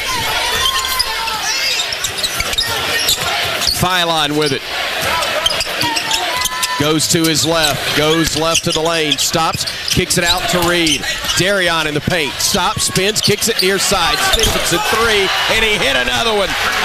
Another bank first three for Jaron Stevenson, his 3rd of the night. And Darion Reed able to dribble, drive, converts the defense. Jaron Stevenson, who's played well in this game, wide open. Noah open for 3, couldn't get it to go. Philon up high with another board, his 3rd. Here's Philon to the rim. The left-handed layup is good. Boy, these Alabama guards have made made it look easy, taking the ball to the basket in transition against Kentucky. Mark Sears has done it on numerous occasions, and once again, LeBaron Philon with an easy layup. 90-65, Bama. Blowing out the Big Blue. Cats with it. Noah left side. Around they go to Perry. Up top to Williams. Williams to his left, and a foul rightfully called on Sherrill, who held him with two hands. Well, how about Alabama coming out in the second half and dominating the Cats? So many of Big Blue Nation here in Nashville. They've been quiet here in the second half. Alabama taking it to them on the offensive end. Alabama 8 for 14 from the three-point line, 57%. Just about the same percentage overall since halftime. It's felt like his team was getting good looks inside and out. Didn't convert in the first half, but they have in a big way here in the second. LeBaron Philon, a well-deserved round of applause as he exits the game. Sears comes in to replace him. Both free throws missed by Williams, and Bama up 25 will bring it the other way with 4 minutes to go. Darion Reed stopping, handing it off. Mark on the drive, throws it back near side to Sherrill. Sherrill will pivot. He'll hand it off to Stevenson. Jared back to Sherrill, tied up. Jump ball, arrow will favor Kentucky when we come back. But with 3:45 to play, Bama holds a 90-65 lead. That's how far away they are advancing to the semifinals, and also beating Kentucky in men's basketball for the third time in a season, for the first time in Alabama basketball history. Stay with us. We're heading down the stretch when we return on the Crimson Tide Sports Network from Learfield. Don't let pests invade your home this season. Give them the full court press by calling Cook's Pest Control. Cook's proven pest control methods and Centricron termite control system protect your home from unwanted pests and are backed by a 110% guarantee. Nobody is more thorough, courteous, or on time, except maybe me, Mark Sears. Trust Cook's Pest Control, the South's most trusted name in pest control for over 90 years. Looky, looky, looky, here comes Cookie. Cook's Pest Control. At Red Diamond, we know that there's simply nothing better than the perfect sip of fresh brewed iced tea. And we've been working hard to make sure choosing Red Diamond is always easy, with only simple ingredients: water, tea leaves, and pure cane sugar, or no sugar. We make sure our tea tastes like, well, tea. Stop by your local cooler and pick up a gallon for a perfect sip today. Red Diamond. Perfect, not easy.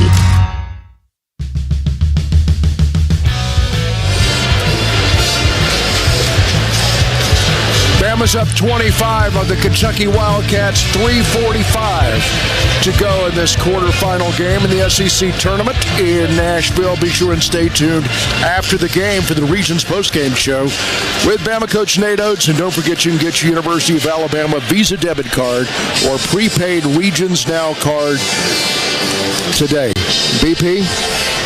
Only one way to say this: Bama has absolutely exploded on the Kentucky Wildcats in the second half. Yeah, Alabama, when they're playing their best, can beat anybody in college basketball. They've proven it this year, and going to get a great opportunity tomorrow against a team that a lot of people think is the best team in the country, in the Florida Gators. And it's hard to argue with what the Gators have done the last month of the season, but a number one seed could very well be on the line tomorrow afternoon here at Bridgestone Arena. Alabama so impressive throughout this game, and we talked about it at halftime. So much to nitpick for Alabama. I mean, with the shooting woes, 2 for 13 from the three-point line, and couldn't make a layup. Some defensive breakdowns. You know, you look at all those areas where Alabama struggled, and you assume, okay, you're playing Kentucky, they're a top 15 team, you know, you're probably not up. Well, Alabama, with all that being said, was up 7. Felt like they were in good shape because of the missed opportunities in the first half. If they played like that in the second half, those layups are going to go down. The threes eventually will fall if you continue to get open looks. That's exactly what happened in Alabama with 3:45 to play on cruise control into the semifinals. Tide comes out of the timeout with Holloway, Sherrill, Sears, Stevenson, and Reed as it's 5 on the floor. And the Crimson Nation making its presence felt. Top of the arc, Berea, and a screen is going to be called, a moving screen on Kentucky. And Darion Reed drawing the contact there, fighting to get through it. Gets hit, and that will give possession back to the Crimson Tide. It's good to see 35 back out there. It's great to see him, and for Alabama to be in a position where you can work him in because you didn't know how much he was going to be able to play with so much time off. Hart for 3. Couldn't get that one to drop. Rebound tipped into the hands of Stevenson. He'll throw it home. He had it. It went to Sherrill, who batted it back to him, and Jaron throws down the dunk, and with 3:11 to go, Bama leads it 92-65. And a near steal, scramble on the deck, tie up, and the arrow will favor Alabama. Great effort by Alabama. Aiden Sherrill, Darren Stevenson fighting for the loose ball. And great to see Alabama be able to empty. They don't have a lot of guys over on the bench, but able to empty it a little bit with 3 minutes to play. Sitting Mark Sears and Max Skardowski into the ball game. Great to see Mad Max get some playing time. The senior walk-on the floor for the Tide. Here's Holloway driving, stopping, looking, needing help. Kicks it out to Max. He'll drive. He'll hand it off to Holloway. Holloway driving, getting the baseline, looking, shooting, and getting the friendly roll. What a great move, Aiden Holloway, pushing the Bama lead to 94-65.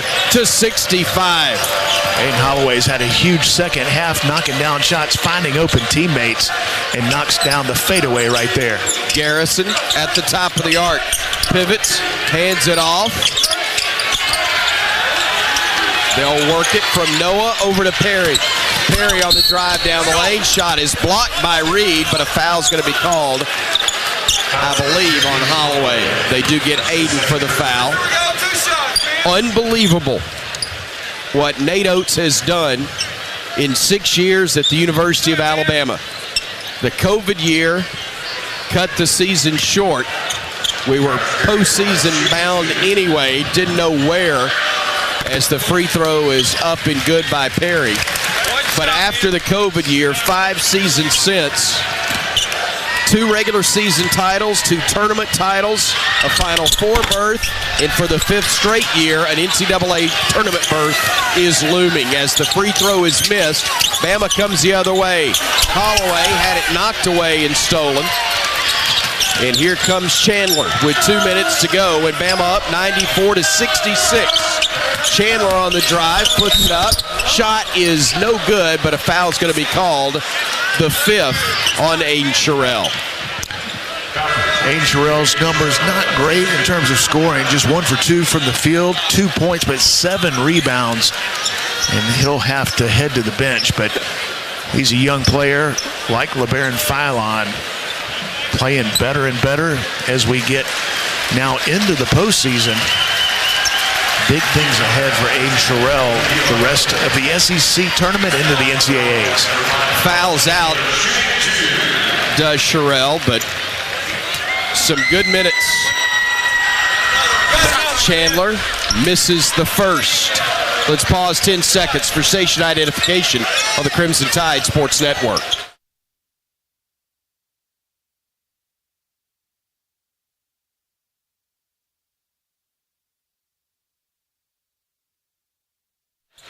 Chandler hits the second to make it 94-67. Holloway bringing it front court for the Crimson Tide. To Stevenson. Holloway trying to step back. Deep three, bottom. Why not? Aiden Holloway with a huge second half. 11 points, 4 assists, all coming since halftime.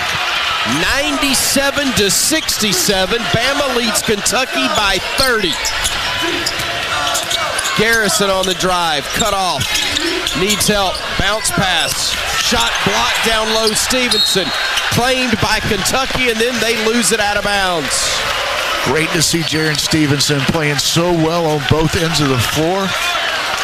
Hope this carries over to tomorrow against the Florida Gators. Stevenson with 16 points, 4 rebounds, and a big block right there. Stevenson lost it on the way in, but knocked away by Kentucky.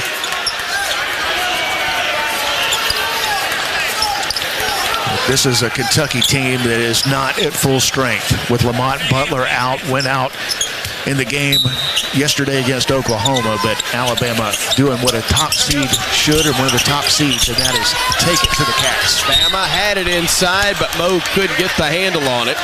He wanted a lob, and instead they threw him a bounce pass. That's what he's telling Darion Reed. They're kind of laughing about it right now. With a minute to go, Bama leading it 97-67. Cats running the weave out high. Perry trying to shake free, gets inside, lays it up, missed it. Rebound knocked out of bounds as Stevenson and Diabate knocked each other off the basketball. Great effort by Mo and Jaron. Not great communication there as both guys fighting for the defensive rebound, and he'll give it back to Kentucky.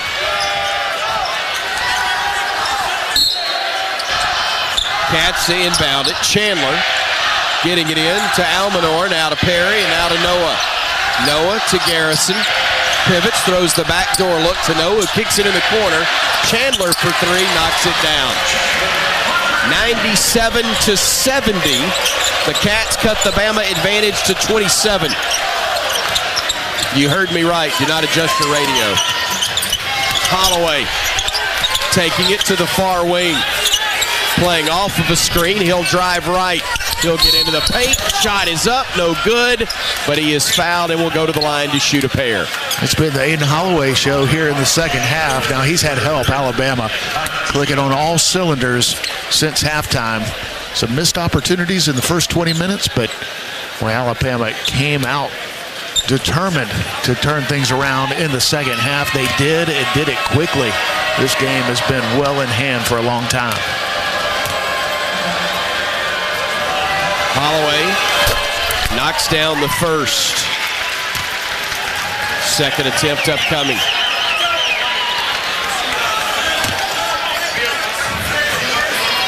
A deep breath from the sophomore. And he hits another one, and Bama has a 29-point lead with 26 seconds to go. Tide won't get the century mark in all likelihood. I don't think too many folks will complain. They're going to get a spot in the semifinals. Kentucky working it to Perry. Perry will give it outside. Chandler driving, stopping. A bounce pass goes in the corner to Noah. Bump fake, shot, missed. Rebounded by Reed, and Alabama will watch the final 3 seconds tick away. And Alabama has beaten Kentucky 3 times in a season for the first time in men's basketball history at the University of Alabama.